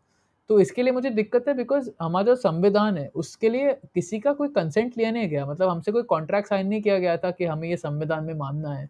संविधान जो है एक डॉक्यूमेंट था, उसमें बहुत अच्छी चीज़ें हैं, मैं ना नहीं बोल रहा कि अच्छी चीज़ें भी है और कुछ बुरी चीज़ें भी है, ठीक है? पर मेरा पॉइंट ये है कि संविधान को देश पे थोपा गया है, साइन नहीं किया कभी, या किसी ने उसके लिए नहीं किया, ठीक है? तो इस पे मैं डिटेल में वीडियोज़ करूँगा, ये सारे टॉपिक्स पे लोगों को समझना बहुत ज़रूरी है। पर मेरा पर्सपेक्टिव बेसिकली ये है, इसके लिए मैं अगर बात करूँ अमेरिकन संविधान की, तो वो मेरे हिसाब से दुनिया का वन ऑफ द बेस्ट संविधान है, बिकॉज़ उसमें फ्री स्पीच का अधिकार है, जो हर आदमी कुछ भी बोल सकता है, चाहे वो मतलब कोई भी उससे डिसएग्री करता हो, या मतलब किसी को लगता है कि गलत है, तो भी उसको फ्री स्पीच का अधिकार है, कुछ भी बोल सकता है आदमी। उसको हथियार बेयर करने का अधिकार है, बिकॉज़ वो एक स्वतंत्र आदमी है, तो उसकी शरीर को, उसकी प्रॉपर्टी को बचाने को सारा हक उसके पास होना चाहिए। सरकार ये निर्णय नहीं ले सकती कि आपके पास हथियार होने चाहिए कि नहीं होने चाहिए। वो हमारा मतलब धरती पे जन्म लेते ही हमारा अधिकार है कि हमारी शरीर और प्रॉपर्टी की रक्षा करने के लिए हमें जो भी साधन चाहिए, हमें एक एनिमी से, जो भी दुश्मन है हमारा, उससे हमारा बचाव करने के लिए, और वो दुश्मन सरकार भी हो सकती है। आज आज के टाइम पे हम देख रहे हैं कि सरकार ही अब हमारी सबसे बड़ी दुश्मन है। तो सरकार के प्रति भी, सरकार के गुंडों के प्रति बचाव करने का हक हमारे पास होना चाहिए। इसके लिए जो राइट टू बेयर आर्म्स है, वो अमेरिकन संविधान में ही है, और ये हक हम हर एक आदमी को होना चाहिए। ये मेरा ओपिनियन है, इस पे भी मैं मे बी, ये थोड़ा ट्रिगरिंग टॉपिक है, बिकॉज़ लोग इसके बारे में सोचते हैं तो अलग-अलग ख़्याल लोगों को आता है कि युवान बोल रहा है कि हर एक आदमी के पास हथियार होंगे तो पूरी मास शूटिंग हो जाएगी और सब लोग मरते रहेंगे। तो ये सारी चीज़ों को रिज़ॉल्व करने के लिए मैं डिटेल में मतलब मेरे जो विचार है आर्म्स पे वो मैं शेयर करूँगा। और वैसे ही ये दूसरे विचार है, यूनिवर्सल लॉ, कम्युनिटी ट्रस्ट है, राइट टू रिकॉल है। तो मैं एक्चुअली में पूरी फ्रीडम चाहता हूँ। मैं ये नहीं चाहता हूँ कि बस हमें कुछ साधन मिले जिससे हम थोड़ी फ्रीडम ले पाएँ। ऑफ़ कोर्स ये बेहतर है अभी की सिचुएशन से, मतलब अगर हमें ये अधिकार मिले कि राइट टू रिकॉल कर पाएँ, मतलब कोई व्यक्ति जो है वो सरकार में जा रहा है और 4 साल के पहले अगर उसको हमें वापस लेके आना है, तो वो अधिकार होना चाहिए लोगों को। ये अभी की सिचुएशन से डेफ़िनिटली बेटर है। बट ये कोई आखिरी समाधान नहीं है, अंतिम समाधान नहीं है कि ये हो गया तो बस सब ठीक हो जाएगा। वैसे ये बस एक स्टेप है आगे जाने के लिए। हमें ऑल द वे जाना है जहाँ पे सरकार हो ही ना, बिकॉज़ सरकार गुलामी है, सरकार के वजूद से ही लोगों से चोरी होता है पैसा। ठीक है, टैक्स से भी, इन्फ्लेशन से भी। वो इन्फ्लेशन की बात भी समझना बहुत ज़रूरी है। इस पे आप मेरे फाइनेंस पे वीडियो जाके देख सकते हो कि इन्फ्लेशन कैसे चोरी होता है। तो मेरा पूरा एक अनार्किस्ट व्यू है थिंग्स पे। मैं सरकार में विश्वास ही नहीं रखता। मेरे हिसाब से सरकार सबसे बुरी चीज़ है जो दुनिया में एग्ज़िस्ट की है और सरकार की कोई ज़रूरत नहीं है। सरकार के बिना कोर्ट्स चल सकते हैं, सरकार के बिना रास्ते बन सकते हैं, सरकार के बिना डिफेंस हो सकता है, सरकार के बिना गरीबों की रक्षा हो सकती है। ये सारी चीज़ें सरकार के बिना हो सकती है। ठीक है? तो इस पे डिटेल में लोगों को सोचने की ज़रूरत है। इस पे भी मैं नेचुरल लॉ पे वीडियोज़ करूँगा फ्यूचर में। और यूनिवर्सल लॉ, कम्युनिटी ट्रस्ट क्या ये लोग मानते हैं कि मतलब नेचुरल लॉ सुप्रीम है और ये सारे सेम आर्गुमेंट जो भी आपको बोल रहा था कि हमने संविधान के लिए कोई मर्ज़ी नहीं दी हमारी। तो बट ये समझना ज़रूरी है कि अभी के टाइम पे जो भी सिस्टम है, उसमें जो भी लॉ एनफोर्समेंट है, पुलिस हो गया, मिलिट्री हो गया या जो भी लोग पार्लियामेंट में जाते हैं और ज मासेस भी है जो मासेस एक्चुअली कोर्ट सिस्टम में, संविधान में, पार्लियामेंट में विश्वास रखते हैं वो लोग। उन्होंने अभी तक आप और मोस्टली आप में से बहुत लोगों ने भी अभी तक ये आइडियाज़ को मतलब इन्वेस्टिगेट किया नहीं है, इस पे रिसर्च नहीं की है। बट कुछ लोग ही है मेरे ऑडियंस में भी और बाहर में भी और मोस्ट लोग ये सिस्टम में मानते हैं। ठीक है? तो ये सिस्टम के हिसाब से अभी हमारे पास ये सुप्रीम कोर्ट है, हाई कोर्ट्स है और ये स्ट्रक्चर बना हुआ है, पार्लियामेंट है। और अगर आप उसमें नहीं मानोगे तो ये जो पुलिस में है, ये लोग सोचते हैं कि जो भी ये सिस्टम से आ गया, जो भी पार्लियामेंट से आ गया, कोर्ट का ऑर्डर आ गया, वो उनको मानना ही है। इनकी वैसे विश्वास रहती है और वो भी उनकी दिक्कत है। ठीक है? ये सोचना कि बस मैंने जन्म लिया है, तो मुझे कोई ऑर्डर देगा, चाहे वो कोर्ट ही क्यों ना हो, चाहे वो पार्लियामेंट ही क्यों ना हो। बट वो ऑर्डर उसको फ़ॉलो करने की ज़रूरत क्यों है? मैं मानता हूँ कि हर एक आदमी को अपने कॉन्शियस यूज़ करना चाहिए, उसकी खुद की जो समझ है सही-गलत की, उसको सोच-विचार करके उसको डिसाइड करना चाहिए कि कोई आदेश मैं मानूँगा कि नहीं मानूँगा। ना कि पार्लियामेंट ने बोला तो ठीक है और कोर्ट ने बोला तो भी ठीक है। बहुत टाइम होता है कि जजेस भी अनकॉन्स्टिट्यूशनल रूलिंग देते हैं और पार्लियामेंट में भी इतने सारे लॉज़ बनते हैं जो संविधान के विरुद्ध होते हैं। मैं तो बोल रहा हूँ संविधान में भी इश्यूज़ है, पर अगर आप मान भी लो कि संविधान भी पूरा स ठीक है, तो संविधान के हिसाब से भी कितने सारे कानून हैं, कितने सारे ऑर्डर्स हैं जो गलत होते हैं। बट ये लोग जो पुलिस मिलिट्री में जाते हैं, उनको लगता है कि नहीं, मैं गया यहाँ पे तो मुझे हर एक ऑर्डर मानने की ज़रूरत है, जो बहुत बुरी थिंकिंग है और अगर आप इतिहास को स्टडी करोगे तो हर एक सोसाइटी में जो लोग गुलाम बने हैं, उनको गुलाम हमेशा पुलिस और मिलिट्री ही बनाती है। बिकॉज़ पुलिस और मिलिट्री ही होती है जो सोचे-समझे बिना जो भी आदेश आते हैं सरकार से वो इम्प्लीमेंट करती है। तो ये बात पुलिस और मिलिट्री को भी समझाना बहुत ज़रूरी है कि जस्ट बिकॉज़ आप ये ऑर्गनाइज़ेशन के लिए काम कर रहे हो, सरकार के लिए काम कर रहे हो, इसका मतलब ये नहीं है कि आपको जो भी कानून आया है वो आपको मानने की ज़रूरत है। आपको बस ऐसा कानून मानने की ज़रूरत है जो कुदरती कानून के अलाइनमेंट में हो। मतलब अगर कोई कानून आता है या कोई पार्लियामेंट में बिल पास होता है कि रेप गलत है और रेप की सज़ा इतनी होगी, तो वो कानून सही है। ठीक है? पर अगर पार्लियामेंट में ये कानून पास होता है कि आपने टीका नहीं लिया तो आपको यहाँ नहीं जाने दिया जाएगा, आपने मास्क नहीं पहना तो आपको फाइन लिया जाएगा। ये कानून गलत है, बिकॉज़ मेरे टीका ना लगाने से या मेरे मास्क ना पहनने से मैं किसी दूसरे का नुकसान नहीं कर रहा और इनफैक्ट वो अगर आप मुझ पे फ़ोर्स कर रहे हो तो मेरा नुकसान हो रहा है। तो आप सरकार मेरे व्यक्तिगत अधिकारों का हनन कर रही है। तो ऐसे कानूनों को मानने का ऑब्लिगेशन किसी को भी नहीं है और इसके लिए वो पुलिस और मिलिट्री को समझना बहुत ज़रूरी है। बट सैडली ये लोग पूरी लाइफ जिए हैं ये बिलीफ्स मतलब विश्वास रखते हुए। इसके लिए नई जनरेशन में सही विचार लाना ये बहुत ज़रूरी है। इसके लिए हमारे बच्चों को ये सारे विचार देना बहुत ज़रूरी है। तो मेरा पॉइंट वही था कि जो लोग यूनिवर्सल लॉ, कम्युनिटी ट्रस्ट की में मानते हैं, बात करते हैं, तो अगर आप जाके कोई अभी पुलिस वाला आ गया है, ऐसा कोई आ गया, उसको आप जाके बोलोगे कि मेरे पास ये कार्ड है और मैं गवर्नमेंट के सिस्टम से एग्ज़ेम्प्ट हूँ और मैं आपके ऊपर आता हूँ और मैंने कभी आपकी गवर्नमेंट को कंसेंट या मर्ज़ी दी ही नहीं है। तो वो आधे लोग तो डर जाते हैं। ऑनेस्टली मैं आपको बताऊँ बिकॉज़ उनको लॉ का इतना नॉलेज नहीं रहता। जब भी मैं भी मतलब पुलिस वगैरह से आर्ग्यू करता हूँ या बीएमसी से आर्ग्यू करता हूँ, तो वो लोग वैसे निकल जाते हैं, मुझे ये आर्ग्यूमेंट यूज़ करने की ज़रूरत भी नहीं पड़ती काफ़ी सारी, ठीक है? पर मैं बोल रहा हूँ कि अगर आप एक्चुअली कोर्ट में गए या आपको किसी ने कोई ऑफेंस के लिए, आप गाड़ी में नंबर प्लेट आपका गलत है या आपने मास्क नहीं पहना है और आपको कोर्ट में खींच के लेके गए और अगर आप जज को जाके बोलोगे कि मैं संविधान में नहीं मानता और मैं आपके कानून में नहीं मानता, मैं बस यूनिवर्सल लॉ में मानता हूँ, तो टू बी ऑनेस्ट वो आपको उठा के सेंटेंस देंगे और आप मोस्टली जेल के पीछे जाओगे। ठीक है? तो ये समझना ज़रूरी है कि हमें ऐसी सोसाइटी की तरफ मूव करना है जहाँ पे लोग हमारा लीगल सिस्टम स्टेट के चंगुल से बाहर आए। इसके लिए तो ये तो अभी कन्वर्सेशन बहुत प्रीमैच्योर है, बट जब मैं वीडियोज़ करूँगा इसको समझाते हुए कि हमारा लीगल सिस्टम कैसे चल सकता है एग्ज़ैक्टली, हमारी मिलिट्री कैसे चल सकती है सरकार के बिना, हमारा पुलिस कैसे चल सकता है, तो ये सब नॉलेज लोगों में होना ज़रूरी है। अभी लोग सोचते हैं कि सरकार के बिना ये सब चीज़ें चल नहीं सकती, इसके लिए वो सोच सोच भी नहीं सकते कि सरकार का अंत होना चाहिए। बट सरकार के बिना हर चीज़ चल सकती है और अगर चल नहीं भी सकती होगी मतलब फॉर एग्ज़ाम्पल ठीक है, मैं ऐसा नहीं कह रहा, सरकार के बिना हर चीज़ चल सकती है, बट सोचो कि ऐसा कोई उदाहरण हो गया जहाँ पे आप सोच रखते नहीं यार ये कैसे चलेगा सरकार के बिना? तो जस्ट बिकॉज़ आप सोच नहीं सकते उसका मतलब ये नहीं है कि सरकार को एग्ज़िस्ट करना चाहिए। सरकार एक्चुअली में गुलामी का एक प्रतीक है, बिकॉज़ सरकार हमसे पैसा चोरी करती है, तो वो चोरी कभी होनी नहीं चाहिए, हर एक चीज़ हमारी मर्ज़ी से होनी चाहिए। ठीक है? तो वही मेरा थॉट्स है यूनिवर्सल लॉ कम्युनिटी ट्रस्ट पे कि नेचुरल लॉ सही है और हमें ऐसी दुनिया में मूव करने की ज़रूरत है, जहाँ पे संविधान हमारा नेचुरल लॉ हो और उसके हिसाब से ही सारे कानून बने। ठीक है? बट अभी के सिस्टम में हम ऐसे जी रहे हैं जहाँ पे मोस्ट लोग विश्वास करते हैं कि आप इनके कानून में नहीं मानोगे, तो वो आप पे हिंसा यूज़ करेंगे। ठीक है? तो वो सोसाइटी में मूव करने का भी एक तरीका है। आप लोग अभी ये चीज़ यूज़ करोगे तो मोस्टली आप जेल में जाओगे। ठीक है? तो वो बस मैं उतना बोलना चाहता हूँ और हमारे संविधान में ऑलरेडी ही हमारे पास इतनी सारी चीज़ें जैसे कि नीलेश सर इतना काम कर रहे हैं इस पे, उनका ये सिस्टम में जो अंडरस्टैंडिंग है लॉ का वो बहुत ही ब्रिलियंट है। मतलब वो अंदर-अंदर से चीज़ें निकाल के लेके आते हैं हमारे व्यक्तिगत अधिकारों का बचाव करने के लिए। ठीक है? तो हम इन इन चीज़ों को भी यूज़ कर सकते हैं फाइट बैक करने के लिए, जो हमें और सफलता दे रही है अभी। ठीक है? तो ये पर्सपेक्टिव समझना ज़रूरी है और हमारे असली पॉलिटिकल स्पेक्ट्रम को समझना ज़रूरी है। मतलब आप देखोगे तो लेफ्ट में मोनार्की है, ठीक है? जहाँ पे एक राजा या शासक राज करता है, ओके? तो उसमें पूरा पावर रहता है उसके पास, कोई डेमोक्रेसी नहीं होता, कोई रूल ऑफ लॉ नहीं होता, मतलब कोई अपील प्रोसेस नहीं होता, जो बोलेगा आपको करना है और ऐसा ही कई बार सिचुएशन कम्युनिज़्म, फैशिज़्म ये सारे एक्सट्रीम फॉर्म्स ऑफ मतलब मोनार्की है, जहाँ पे पावर बहुत सेंट्रलाइज़ हो जाती है, ठीक है? फिर आता है ओलिगार्की मतलब एक सीक्रेट ग्रुप रहता है कॉर्पोरेशंस का, बैंक्स का, जो सरकारों को कंट्रोल करती है, पॉलिटिशियंस को खरीद के कंट्रोल करती है।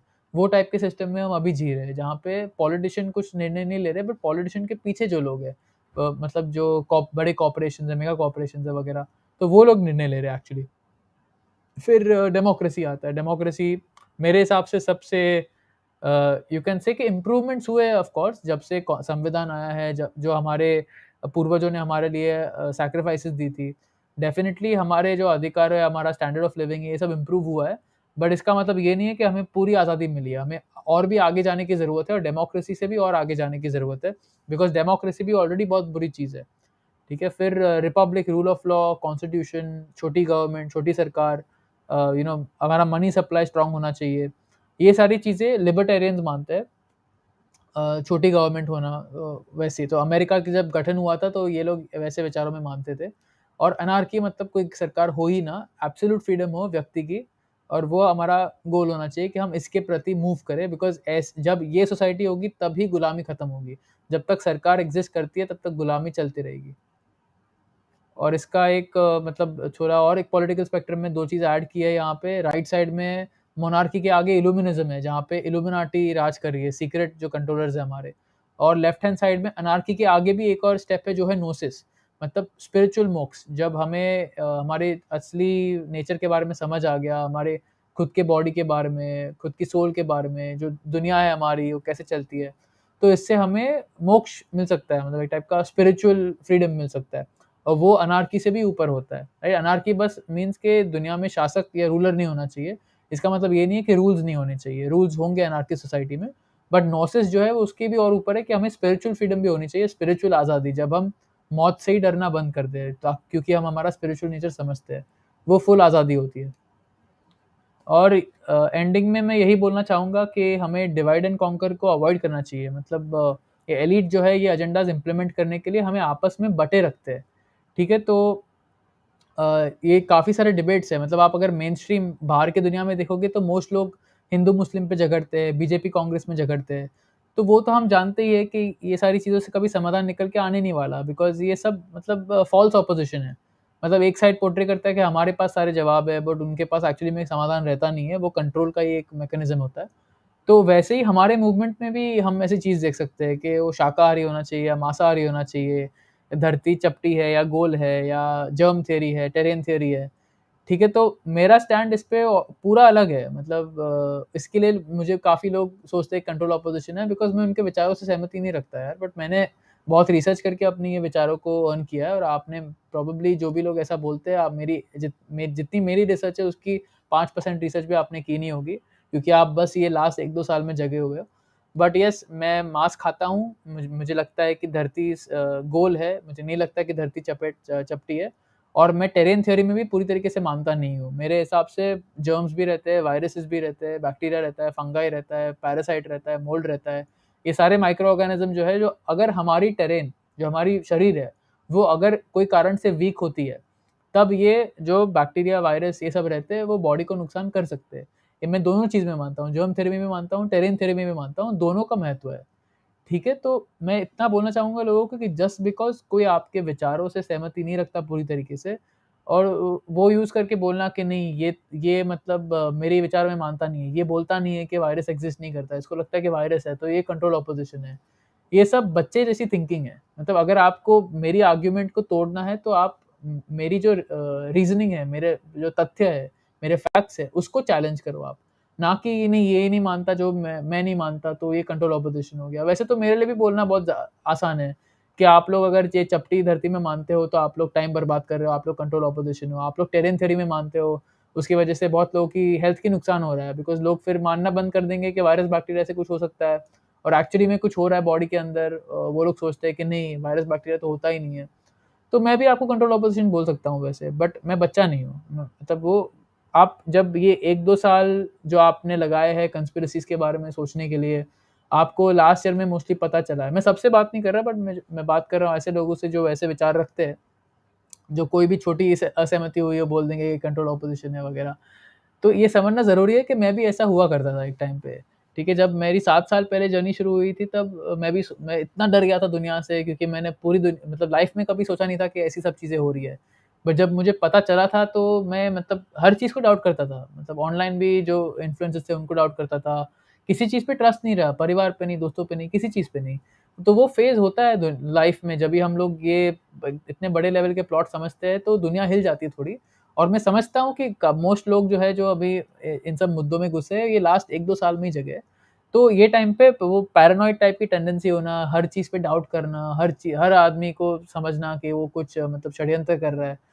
तो उसको बैलेंस करना बहुत ज़रूरी है, लॉजिक से, रीज़न से, सोच-विचार से, फैक्ट से, ठीक है? हर हर एक चीज़ को डाउट करना वो मतलब हेल्दी नहीं होता, वो आपको ही नुकसान करेगा in the long term, because आपके पास कोई दोस्त नहीं बचेंगे, और आप कोई समाधान ला नहीं पाओगे दुनिया में, बिकॉज़ आप सोचोगे कि हर हर एक चीज़ कंट्रोल्ड है, ठीक है? तो वो वही मैं कहना चाहूँगा कि मतलब मैं अभी इस पे फ्यूचर वीडियो करने वाला हूँ, कि जो भी मतलब मेरे लिए कुछ लोगों ने पॉइंट्स रेज़ किए हैं, कि लोगों को डाउट्स है, जो मैंने पहले पास्ट में क्लियर की है, बट इसमें मैं वीडियो डिटेल में करूँगा कि मैं एक इल्यूमिनाटी का वन आई का टी-शर्ट मैंने क्यों पहना है, मैं फ्रीमेसन्स की लॉज में क्यों था, मेरे वीगनिज़्म पे क्या विचार है, मैं मतलब मांसाहारी बनने को क्यों प्रमोट करता हूँ।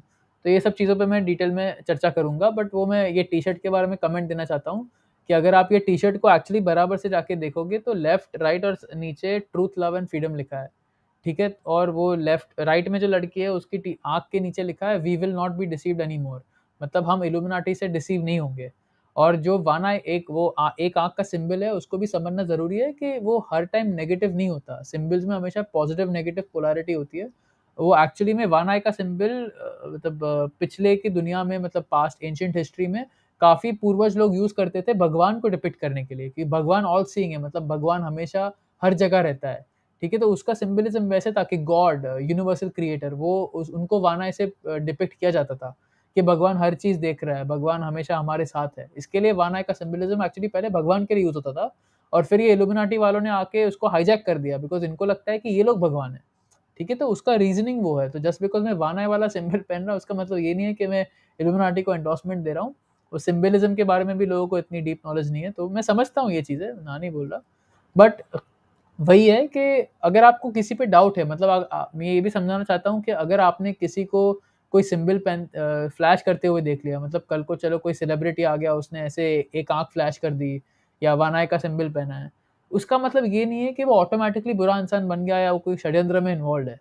ठीक है? आपको उस पे डाउट हो सकता है, ठीक है? जो सर्कमस्टेंसेस होते हैं, मतलब आपने मतलब योहान को फ्रीमेसन के लॉज का वीडियो देख लिया, तो उसपे डाउट होना ठीक है, मतलब डाउट होता है तो मैं आपके डाउट्स क्लैरिफ़ाई कर सकता हूँ। पर जस्ट बिकॉज़ मैं वो लॉज में था, जस्ट बिकॉज़ एक आँख का सिंबल का टी-शर्ट पहन लिया, इसका मतलब ये नहीं है कि वो मैं इल्यूमिनाटी में मतलब बच्चों की सैक्रिफ़ाइस कर रहा हूँ। ठीक है? वो ज कुछ लोग हैं जो एक्चुअली में सोचते हैं कि मतलब मैं पीडोफाइल हूँ, मैंने ऐसी चीज़ें सुनी, मैं हँसता हूँ, मतलब ये क्या पागलपन हो रहा है कम्युनिटी में, टू बी ऑनेस्ट।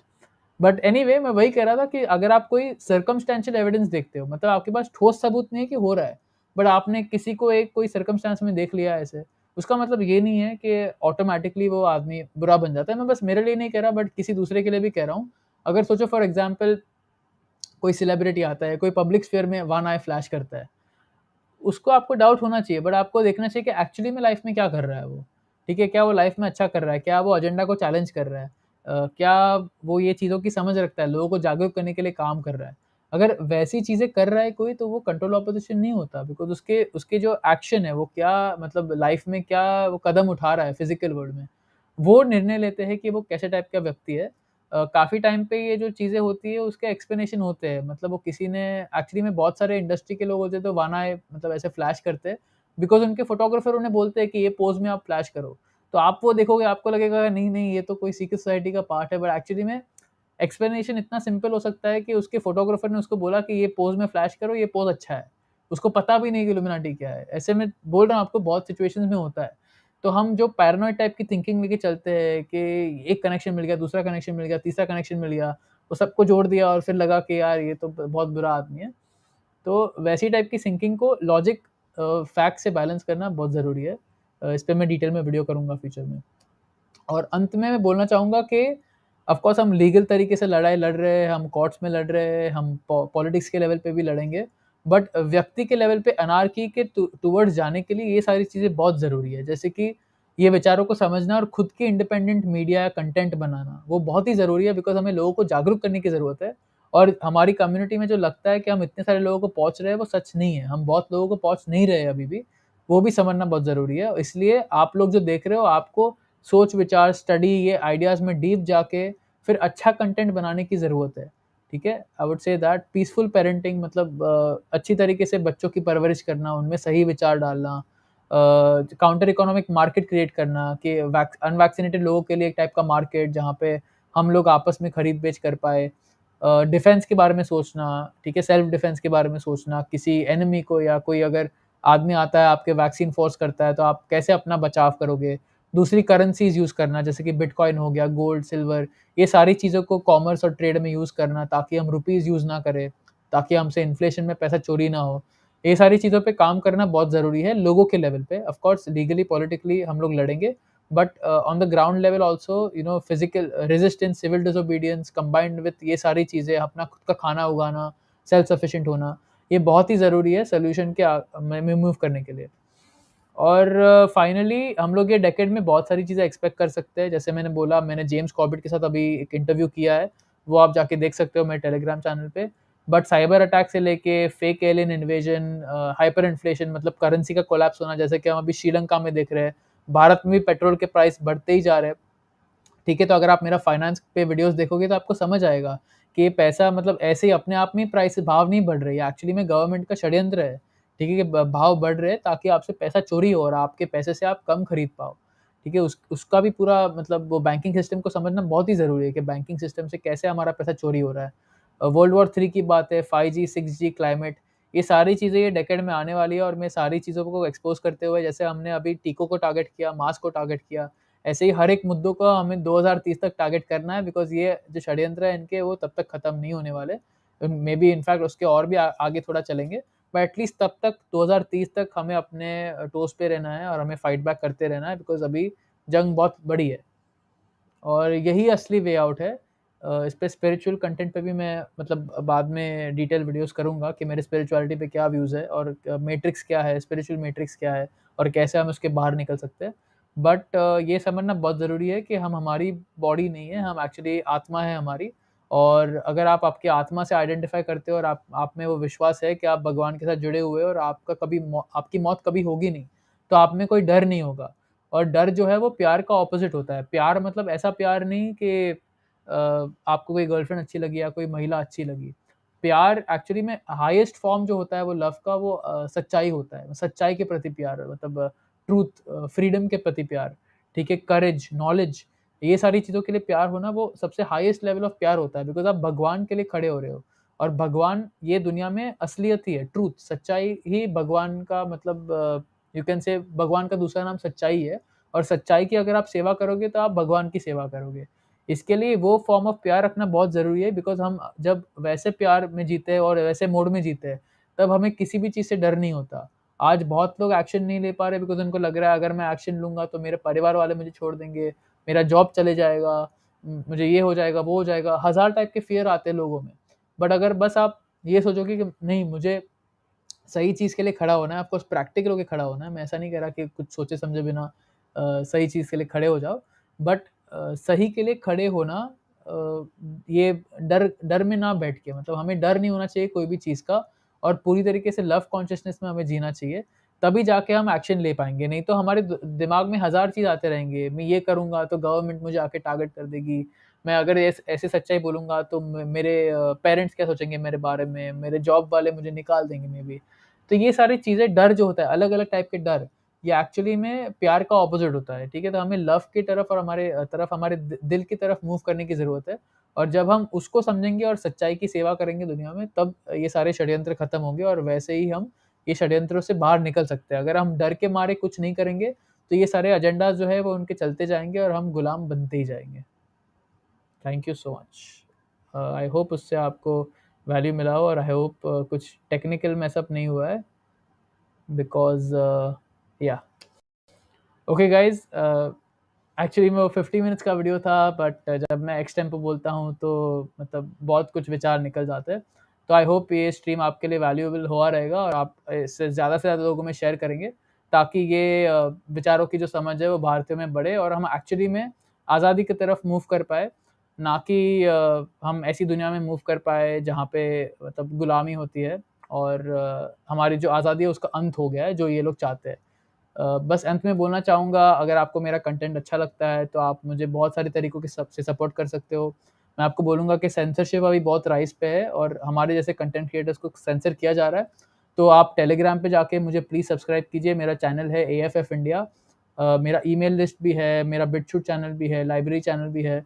वहाँ पे आप जाके मुझे सपोर्ट कर सकते हो और मुझे मॉनेटरीली भी आप सपोर्ट कर सकते हो। मेरे एफर्ट्स को फाइनेंशियली सपोर्ट करने के लिए बिकॉज़ जितने ज़्यादा फाइनेंसेस रहेंगे मेरे पास, उतना ही मैं ज़्यादा कंटेंट बना पाऊँगा, उतना ही ज़्यादा मैं चेंज ला पाऊँगा दुनिया में।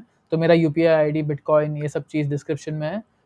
अंत में फाइनली आई वुड से कि अवेकन इंडिया मूवमेंट से कनेक्ट होइए, हमारा मेंबरशिप फॉर्म भरिए, वो डिस्क्रिप्शन में हमेशा रहता ही है, ताकि हम सब साथ में मिलके एक संगठित रूप से न्यू वर्ल्ड ऑर्डर के खिलाफ हम अपना बचाव और सॉल्यूशंस की तरफ मूव कर पाएँ।